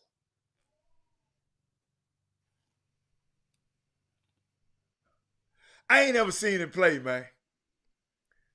I ain't never seen it. So I'm just gonna sit up here and shut my mouth. But he was averaging 16 and 8, so he had to be something. Gosh. Yeah, I mean, he's not bad. You know, it's not bad. He's good. But, you know, I would think maybe he shut it down, get some training in, and then come out and play as an unsigned senior during the spring. And that's what, and then playing a couple of unsigned senior showcases, just, you know, like the RCS Sports. We will host one on March the 18th. And I would strongly encourage Brady Smith. That's the young man's name, Brady Smith from Cy-Fair High School. Jimmy, could you help me with this? Brady, we're going to get back to Brady. But I want you to help me with this. Keith Fobbs said, why should an AAU program check grades? It's summer basketball. So that's a response to the question that Alex Sestero mentioned right before that. What did he say? He said, what he say? What Alex grades said? are in for the fall semester. Mm-hmm. Parents check the grades. Then he asked, do AAU program check to see how kids are doing during the spring semester? I got a question for Bob. I got a question for Bob. Bob, you just help me out. If they ain't got good grades, why in the hell they trying to play basketball? What they playing?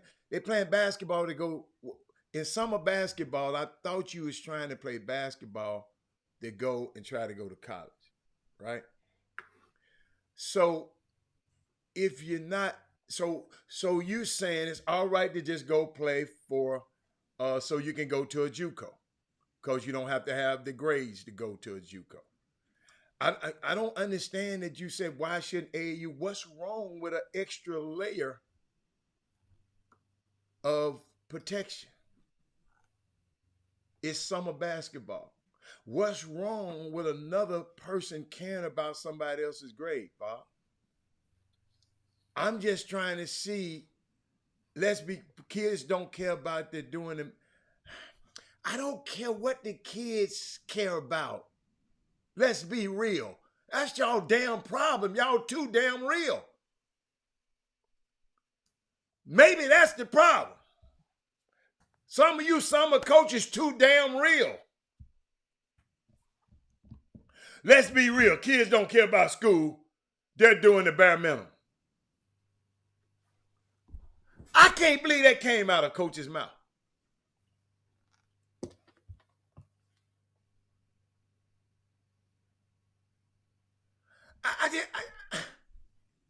Why should they?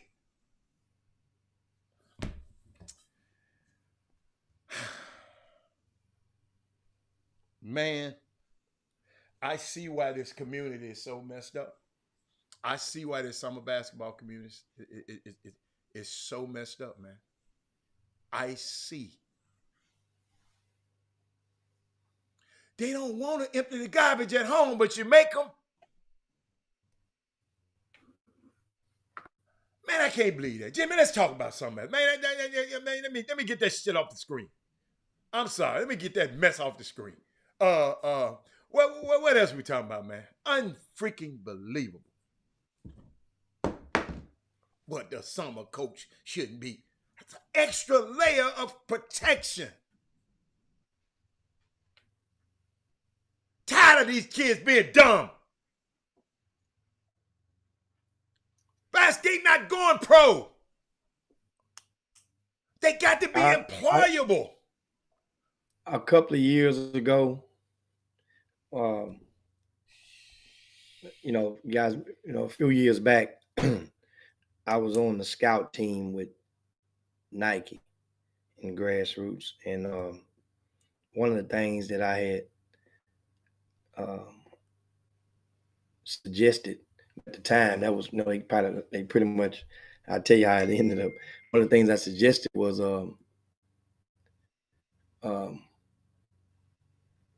to implement a grade requirement for the kids to play. And during that time, it wasn't the EYBL back then. When I was on the scout team, it wasn't the EYBL. They just played in tournaments around the country and on the Nike circuit. I said, well, why not implement a grade? And it was like, well, one thing is, during most of the tournaments would take place in the summer when school's out, would you enforce that? Then it was like it would take a lot of the checks and balances of who would be the person to check on and do all that. I mean, that would be the job of multiple people. Bottom line, it just makes it.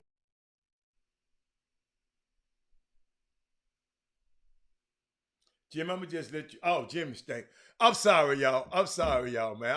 Y'all know I love these babies, man. We got to do better, man.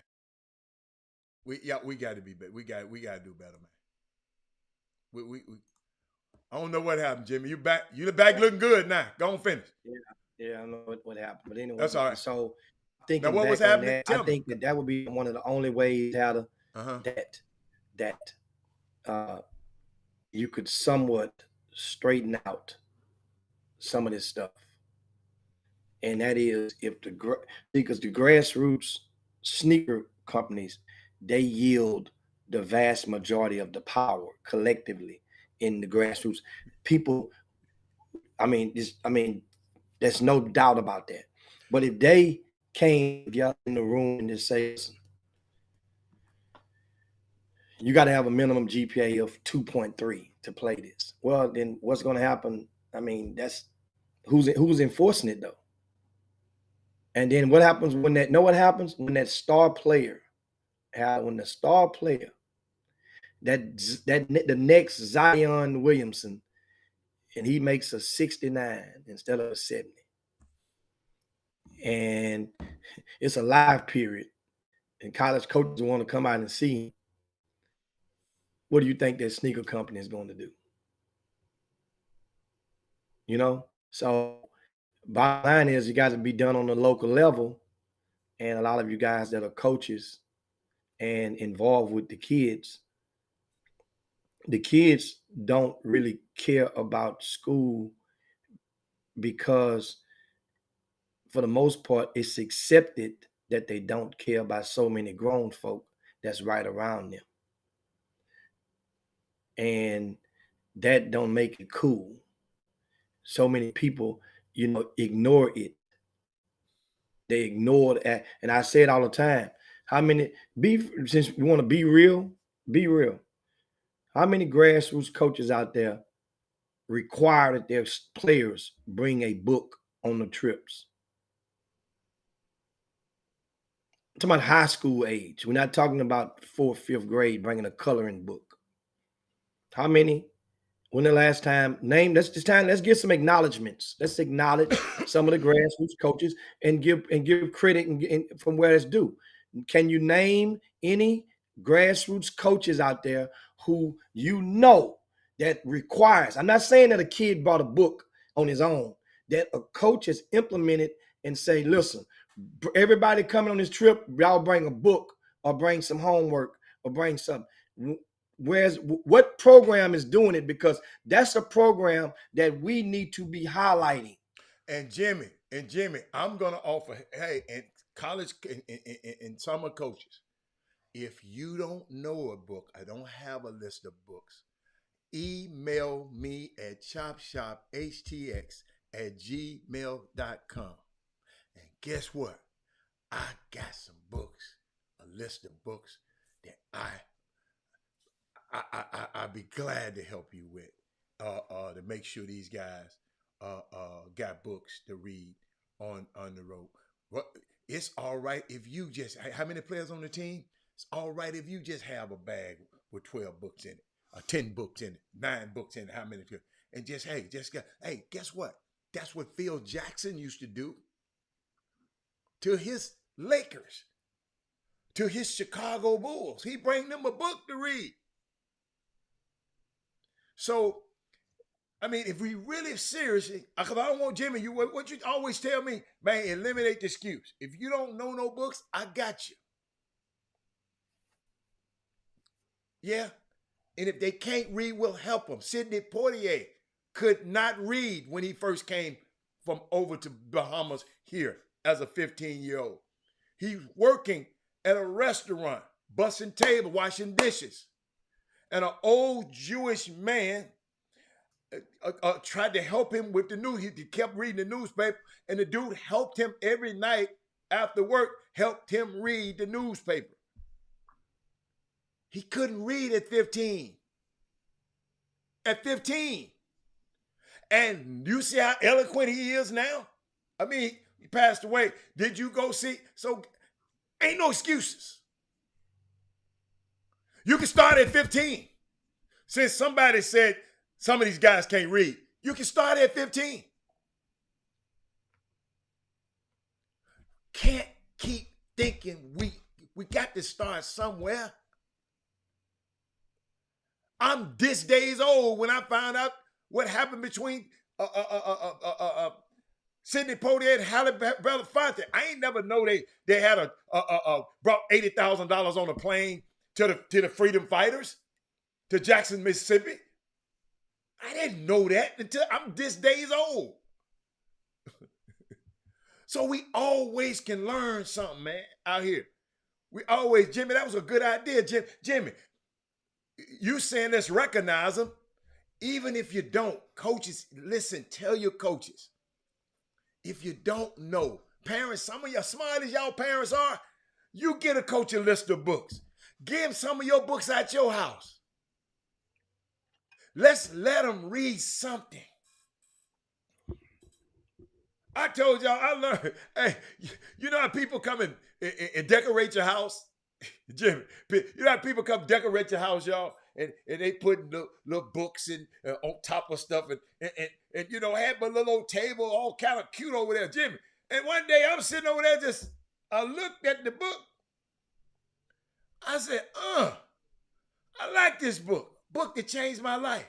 The book called Leaders Eat Last by Simon Sinek. Great book, but guess what? It was just staged over there, and I just happened to look at it and said, wow. So, man, Jimmy, I think that can be, let me tell you something. I think that can be easily remembered. Whether the kid read the book or not, one of the kids might be like Sidney Poitier. Man, I really don't know how to read it. Could you help me and read it with me? Coach, could you come to my room? Could I come to your room, Coach? Just give me a little reading in there. Y'all be surprised of the minds that we can be shaping. I'm glad you brought that up, Jimmy. And Rod Wells say, please help me. If these kids are not passing high school, why are they allowed to play summer ball and not attending summer school? That's a parental decision. That's primarily that's the answer to that. Now, that doesn't explain the why, but I'm telling you the what. That's the parental decision for the most part as to why so many kids that you know are failing. And once again, a lot of these grassroots travel programs, remember, in order to get many of the kids to come play for them in the first place, what's the sale? The common denominator is we can help you get to college. We're going to get you exposure.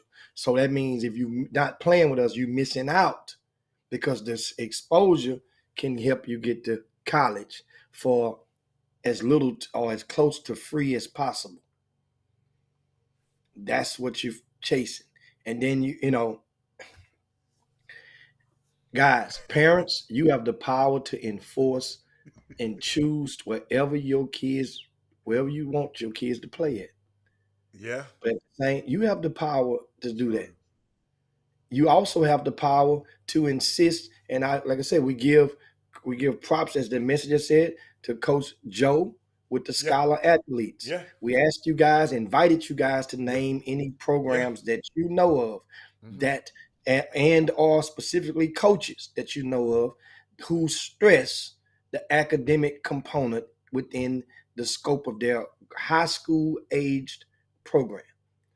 The Scholar Athletes came through, and Joe says a while ago that he keeps grades and transcripts on all of his players at all times. Yeah, Joe ain't playing with them people, man. And you know, and guess what? Maybe all the Scholar Athletes, they might not. Guess what? They may not have Division I offers, and that's okay. But I can tell you one thing: those kids from that program, it is highly likely that he's going to have between 90 and 100% that's going to probably graduate college. And those are the type of bets that I wish more grassroots coaches. If I was coaching grassroots, and that was, you know, and that was a sticker for me, I swear to you, I'll be posing bets all day long, and then know what it's going to do? It's going to make those parents take notice of how much you're concerned and how much you're going. And of course, what you have, I see Brad has Austin. He says iRise requires a 3.0 GPA to play. So I asked for report cards. All those kids are doing well at Cypress Christian. We have Saturday morning book study. This year we're reading Never Quit by Ed Cole. Listen, man, shout out to Brad Austin and the iRise program. Brad Austin, we invite you along with to put your contact info in the Boom Boom Room, so that, and we'll post it on the screen the same way we just posted that message. Put your contact info and the ages of your teams that you have. That way, some of the parents who's trying to make a decision, this might be a deal breaker for some parents out there. Tell them what side of town you're based on, if that matters or not, but still they want to know, it's fair to know where you do most of your practicing at, what side of town. Put that in there. Let's post that out there. And any ways that we can help acknowledge more like you, Brad Austin and iRise, Coach Joe with the Scholar Athletes. Now, I didn't ask Coach Joe to put his info because remember, Coach Joe made it known, he announced that was the end of this run for the Scholar Athletes. He was shutting it down. Oh, so, I didn't know that. In case you wondering, that's why I didn't ask Joe to put his info. Oh, man. Remember during the summer. On, Joe said it ain't so, Joe. He said this was that run with this team. It took it through their graduating class, and he was done with it. Now, if he decides to come out of retirement, you know, people do it all the time, then let us know. But hey, man, it's only 2 of all the damn programs in Greater Houston. But Jimmy, everybody ain't watching right now, Jimmy. Or in Dallas, or in Chicago, or in Austin, or in San Antonio. They should be watching. 2? Absolutely. They should be watching today. Absolutely. Wow. Unbelievable. You see? So guess what? If we get those factuals of more, then that way it can help you to be able to help yourselves. You know? That was interesting. I'm glad we brought that topic up, Jimmy. Oh my God. We are, Jimmy, every time I go back and think about even just my life, Jimmy, I don't remember all of my teachers, but I remembered every one of my coaches, Jimmy. Ain't this crazy?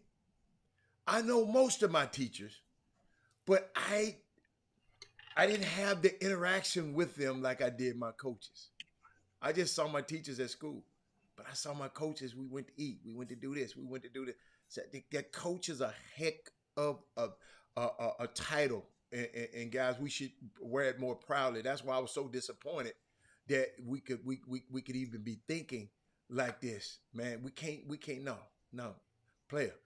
Some kind of way, coach, you got influence over him, man. He got to understand, man. You got to. We had a kid, and tell that story. You had a kid come all the way from the Bahamas, was on the streets in Miami, couldn't read, had a crazy accent, and learned how to read and became one of the most accomplished actors, civil rights leaders in the world. So it's no excuse. It's no excuse, man. We got what's the use in playing basketball if you're failing in school? Maybe we need to spend some more time doing something else. Listen, all of us, I ain't saying everybody gonna be no brain side. No doctor, no lawyer. No, Jimmy. But certain basic skills, young men, are you need to survive in this world. Certain basic communication skills are needed to survive. If you're a businessman, you got to learn how to count. If you have your own business, are you going to have somebody? It's just so many things, man, that listen, I don't never want to see nobody even think like that. Man, these kids don't want to learn. Well, guess what? Let's figure out a way to make it fun for them to learn. I'll never forget, Jimmy. Conjunction, junction, what's your function? Hooking up phrases and clauses. Jimmy, I done passed tests singing them songs. He said, I got if, ands, ors, and that'll get you pretty far. Yes. That's how I learned my conjunctions right there. Come on, if, Jimmy. Ands, ors. We don't do that no more. They don't play that no more in cartoons now. These kids don't watch. They watch a type of cartoon. You got to trick cartoons nowadays. You got to trick the kids to put a grown up that they know and put behind the voice, under the voice of the cartoon character, just so they'll be able to watch it. You got to trick them now. Yeah, Jimmy, I learned about the Constitution. It's all doing Schoolhouse Rock. Jimmy, it's a African American a black jazz composer. He the one did that music. He the one doing that. Yeah, I'm showing my age. Yeah. David Azure, I don't care. I love it. I love it. I remember it. Yeah, you got to realize. Hey, I was telling them, David, you weren't here earlier. I was talking about my favorite Sidney Poitier movies. A lot of people didn't even know. I talk about The Love of Ivy, and I love Two Serwin Love. I mean, because everybody else, I know y'all like Uptown Saturday Night. Them my favorites. Them three. Piece of Action, Uptown Saturday Night, and Let's Do It Again. They're my favorite. But I grew up with older sisters and brothers, and they used to let me see this stuff. So, yes, I am. Let me tell you something, man. I'm a Renaissance man. Who is that? I'm a Renaissance man, man. David Azure. But just, hey, man, y'all crazy in the boom boom room. I'm reading these kids. Y'all get the gap. Jimmy, Jimmy, we know. Get the gap. Get the gap. I like that too, though. I like that too. But understand. Remember, I'm just a bill on Yes. Capitol Hill. That's my one. I'm just a bill Oh man, that's on Capitol. Boy, that was a cold one there, no. Kevin Saab. Don't He say, take me back. Huh? and then he got saying, and I'm off to the White House where I just sit here and wait. You know what I'm saying? I got, you know, that's what the bill say. Your mama had you in there listening to that, boy. Dude, my mom was a school teacher. I know. So I'm the guy every Saturday in the newspaper in Houston. They had the Houston Chronicle and you had the Houston Post. They had two newspapers back then. Yes. Well, there used to be a section, a pull-out section in the paper called the mini page. The mini page was filled with crossword puzzles, what they used to call brain teasers. And that thing, I had to complete that every Saturday morning.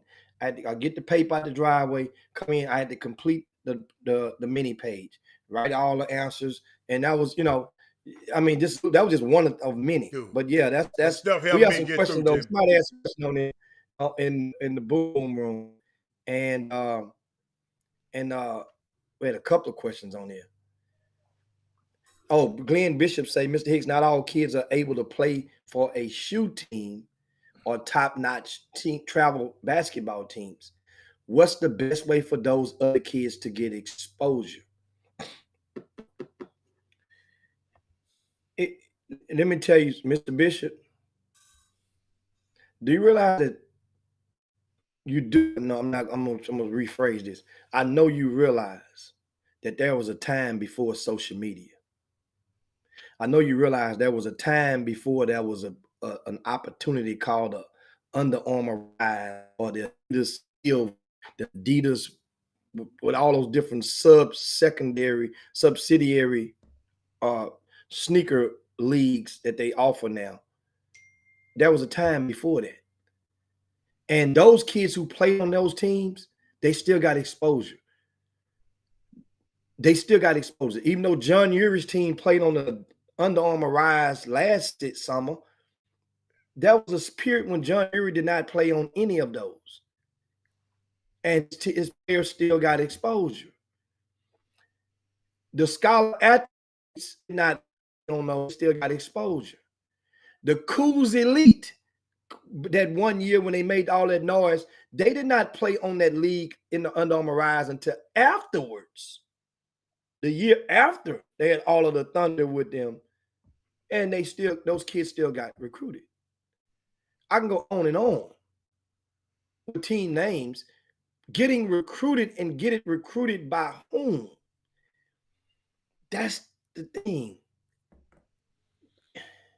Parents, it goes back.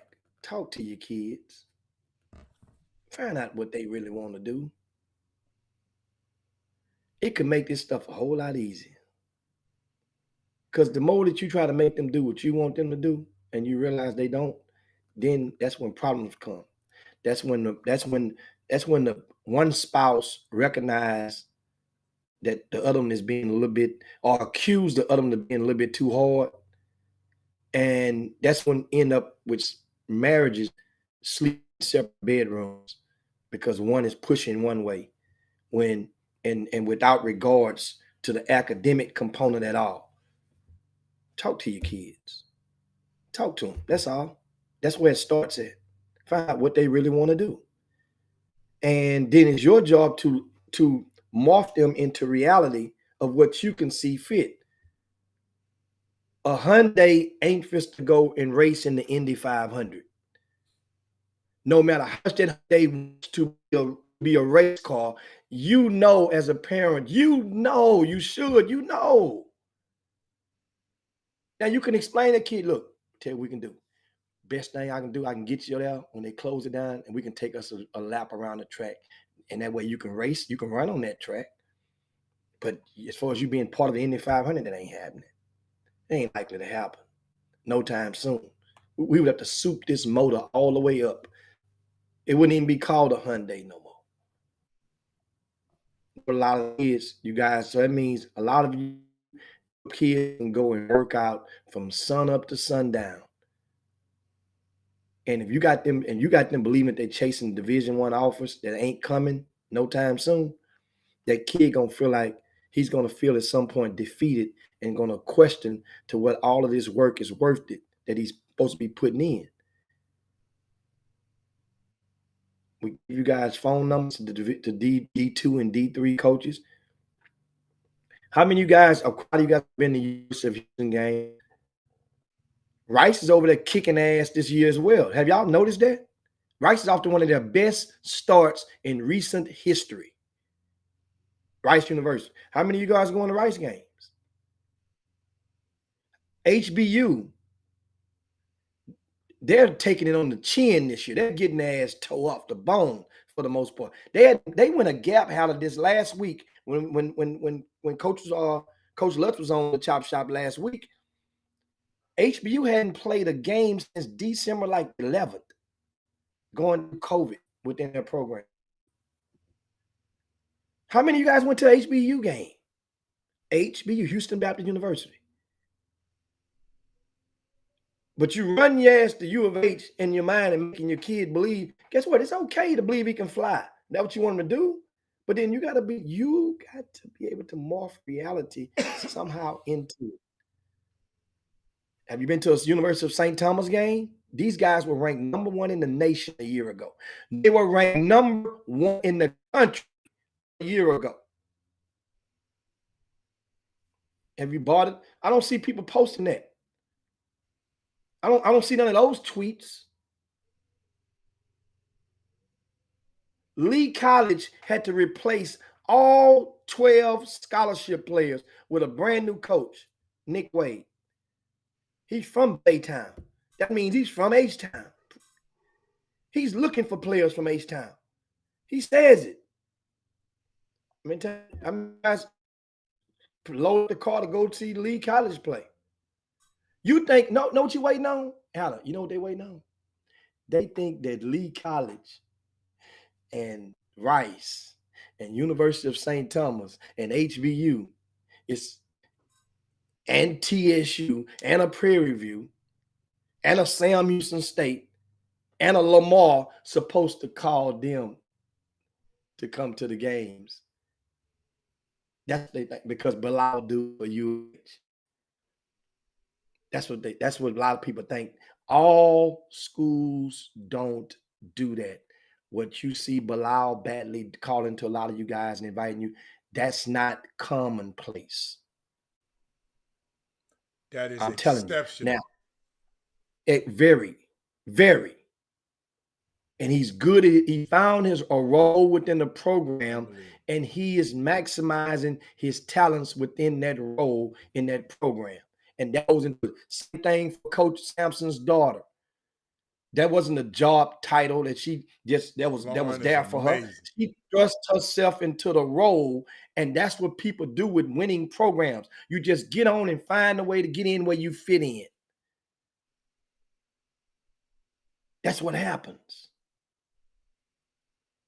And so, guys, my point is, you can call, if you didn't know, if your son or daughter plays which is basketball season, so we'll talk basketball. If they play basketball, they are eligible. If they're in high school, they can go to those games for free, them plus either 1 or 2 more people with them. Different schools have different allotments. You can get that kid plus 1 or 2 with them.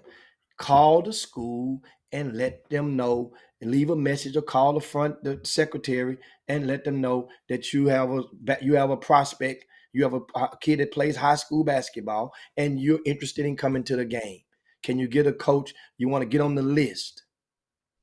It's a prospective list. They have to complete and have that paperwork tight. That goes into the compliance officer in intervals. They got to turn that stuff in. You can go to games. So for free. So my question was, why don't any of you do that? Do more of that. You know when they go? When one of your former players is playing on the opposite team that they're playing against. So you're going there really to support that other kid that used to play for you. But you got to ask HBU or Rice or Lamar or Sam Houston State or TSU or Prairie for the tickets. That's cool. That's fine. But guys, hope you take something out of what's being said today. Pass it on. And I'm hoping that more teams, more programs will be named that, if you guys know, that are stressing academics within their programs. Let us know so that we can share and acknowledge more of those. A lot of people are thinking or deciding what teams their kids are going to play on. This may be help out, no matter what city they're in.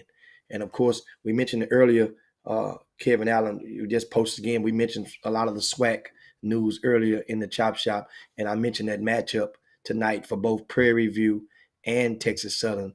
They're hosting Arkansas Pine Bluff and Mississippi Valley, respectively, especially after Mississippi Valley has everybody's attention now after beating Prairie View in overtime on Saturday. But that's pretty much it. Shout out to Daryl Richardson with the San Antonio Roadhawks. That program is another one that did not play on the sneaker circuit and had multiple players recruited. I don't know you know what? It's obviously, guys, it's a lot of people out there that just fed y'all a whole lot of stuff. And you know, I know it feels kind of like you've been had, but a lot of people just fed y'all a bunch of baloney when it comes to how this stuff goes.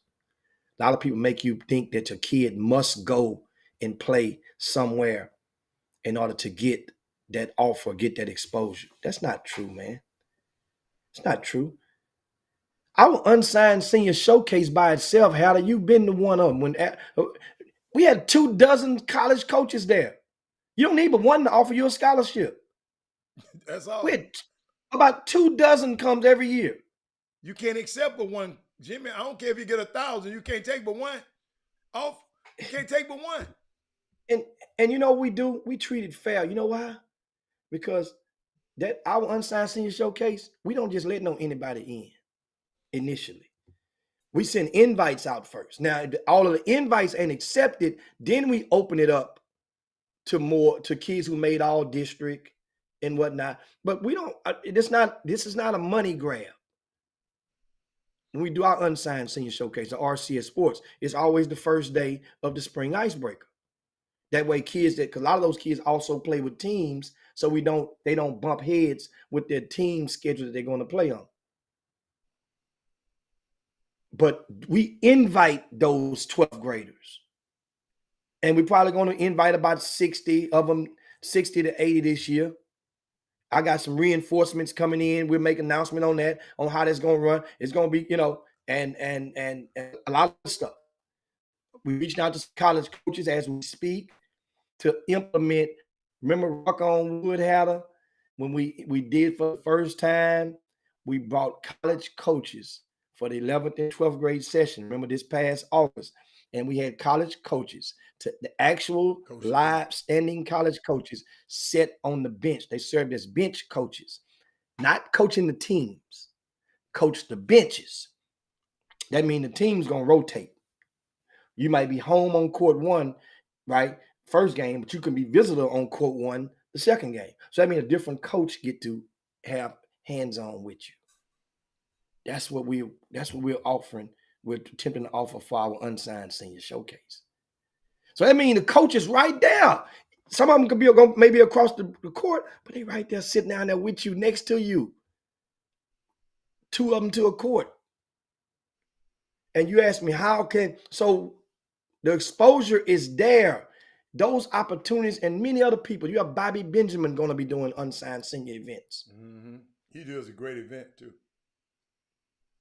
Coach V will come back. He gives a lot of passion in his. Yeah. But Bobby Benjamin, I mentioned him at Houston Raptors. They're going to be doing.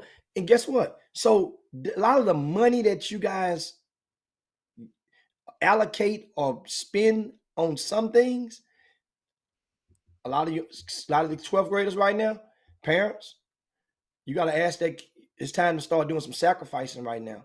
Or it's almost time to start cutting that grass again. Put that lawnmower in that young man's hand. Let him go.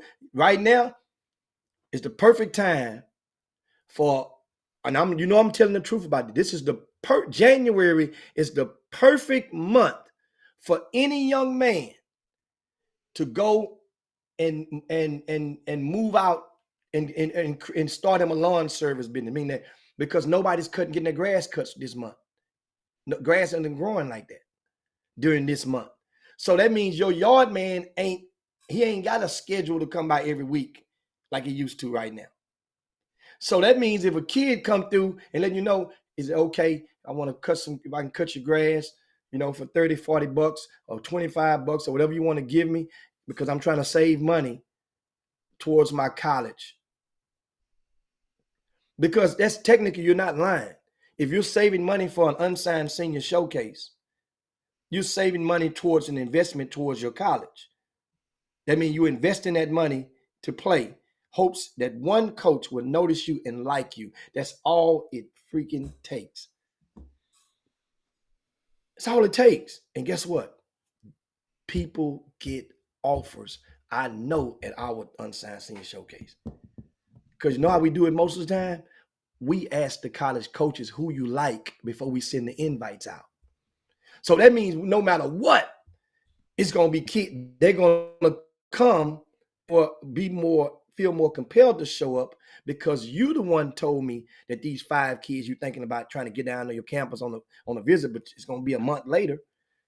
You want us to get them there so you can see all 5 of them at one time. Then you might invite 3 of them to your campus. True that. So guys, this type of stuff is what helps the city. Our intel on the Chop Shop, it helps you to be able to help yourself. That's all I'm saying. You can feel the passion come through my voice when I get to talking about this type of stuff. And then you don't even have to ask, how much does he care? How much is he concerned about your babies? Just because I don't play coochie coo with your baby don't mean I ain't concerned about the welfare of this area when it comes to something like that. Take that, guys, and take that home with you. But it is time. Howard, what you got? What you follow it up with? No, I'm good. That was good. I just sit back and listen. That's good. He said, "What if you can't play, but you think you can play?" Don't answer him. That's Eric. He don't answer him. He's a comedian. Don't answer him. Okay. He just messing around today. Yeah. They're gonna find out you can't play very soon. But Jimmy, get us out of here, man, so we can get out. Yeah. We'll be back tomorrow. We got more tomorrow. We got more. Yeah. That's you guys, I appreciate you guys, but we got to slide on down Dino's back and yabba dabba do this thing. Can we get you to share the show? Yes, Eric, share the show, Eric. Share the show with your timelines, to your groups, to your pages. Of course, tonight, who you rocking with, Howard? I'm split on this thing. Jimmy, because I can't stand down one of them, but Roll Tide. Jimmy, both of them got both Alabama and Georgia and Texas got politics that I can't stand. And them powerful men in them positions down there, like Nick Saban and his counterpart, they can help it. Jimmy, but if you want to give me one, I got to go with Roll Tide. I like the quarterback. I like Bryce Young. I'm going to ride because I told you yesterday I fellowship, and one of my old school buddies was part of what we all fellowship together and watched some of the football game yesterday. And he flew out today because he had to go, and of course going out of town, and that is Rodney Hampton. So shout out to Rodney Hampton and his brother Randy. Yeah, Randy you can Hampton, go with Hampton team all you want to tonight. I'm going with the best quarterback. I'm going with Bryce Young, baby. Are you sure he the best quarterback? Yes, I'm sure. Heisman Trophy winner. Yes. Just because you win the Heisman don't make you the best quarterback. Yeah, he the best quarterback to me. Okay. Well, come on, Cletus. Bring your ass. Yeah. Hey, Roll Tide. Let me tell you something. Rodney Hampton came out of Cashmere in 87, went to Georgia, and then went to the New York Giants, won a Super Bowl, with them. And Alabama's beaten them 4 times in a row. Saban has beat Smart 4 times in a row. Kirby used to work for him. Yeah. at some point, laws of averages have to kick in. Yes, but not tonight. Jimmy, hey, Bernie Mac said, not tonight. Not tonight. Okay, in the history of college football, there's been 4 times before tonight that 2 teams playing for the national championship will have been a rematch from a game earlier that season. The last time it happened, only 4 times in history. The last time it happened was a year ago when Clemson and Notre Dame played. You know what? All 4 of those previous games, Hannah, the team that won the first game lost the second game. Okay. In case Jimmy, you can come with all of that. Jimmy, you can come with all of that mess up. I'm rolling with Slick St. Nick. I can't stand him, but I'm rolling with Aflac. Hey, Jimmy, I'm an Aflac man tonight. Hey, Nick, hold up. Nick, Dion, and Aflac, that's my connection tonight. Kirby Smart, I ain't got time with him. I ain't got time for Kirby. I'm riding with Georgia. Of course, I watched Power last night. Nigga, Power is Jimmy, you got to catch up on Power. Guess what comes on next week? I don't care about what come on last night. Tyreek. I'll say next week. Next week. I don't care about Tommy.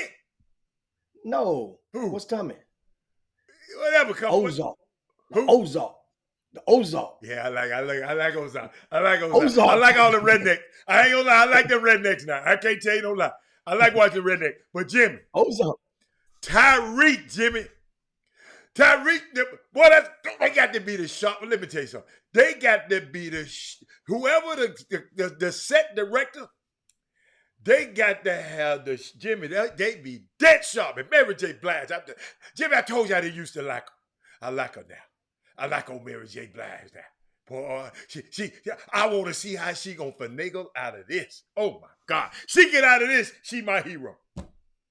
She get out of this. Y'all can, Ozark, y'all can, I like the rednecks, but let me tell y'all something.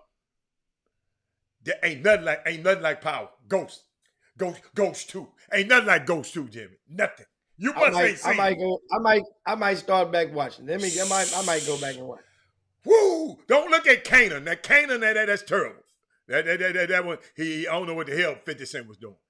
But this boy Tyreek, man, I didn't like Tyreek. You remember I used to hate him. I love him now. That's my dude. But hey, let's get out of here, man. That man, yeah, man, we up out of here, guys. Share the show on your way out the door, man. We got to get up out of here, man. Thanks for everybody for tuning into the Chop Shop. And we'll be right back at you guys on tomorrow. Tomorrow. Zeke terrible. Jimmy, they picked the worst actor in the world to play a future draft pick. Man, Zeke looked like a big bum. Jimmy, you got to watch it, man. You got to watch it, Jimmy. You got to watch it. Which Zeke looked like a bum. Which Zeke? Zeke on the show I'm talking about. On Power. Oh, his character name. His character name Zeke. Zeke. Okay. Can't make a damn layup, Zeke. And he's trying to go to the league. But we always tell him he's going to the league. Knocking I ain't gonna talk about it. Knocking the professors off and stuff. And of course, now on tomorrow, in case we left a couple of topics on the table, and we will get into tomorrow. I saw a couple of games this past weekend. We both were present for Shadow Creek and Strake Jesuit. We'll share thoughts on that game from last Friday. I went out to Dickinson and they played against Clearbrook. A packed house was there.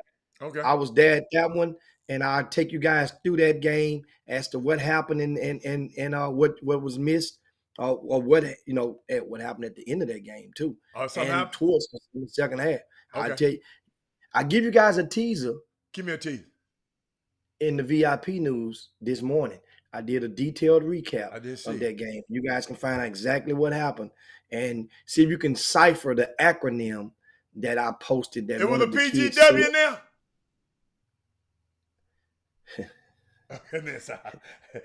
Hey, hold on. I'm finna go read it now. I'm gonna see can I cipher. But let's get out of here, man, so we can. We'll be up out there, guys. We'll see you guys on tomorrow, man. Peace for the day. Shout out to everybody who hung with us during this overtime session. We'll be right back at it on tomorrow. Robert Haller, this Jim Hicks. Peace. Chop shop. We up out of here. We out here, man. Let me hit that button. Let me find the button, y'all. Y'all got me. Y'all got me. Jim Hicks. Rob Hatter. You are now tuned in to the Chop Shop. I'm Retro. Let's get it. We in the Chop Shop. We live in the Chop Shop. We talking sports talk. We live in the Chop Shop. We in the Chop Shop. I'm talking sports talk. So turn your dials up. It's live in the Chop Shop. We in the Chop Shop. We live in the Chop Shop. We talking sports talk. We live in the Chop Shop.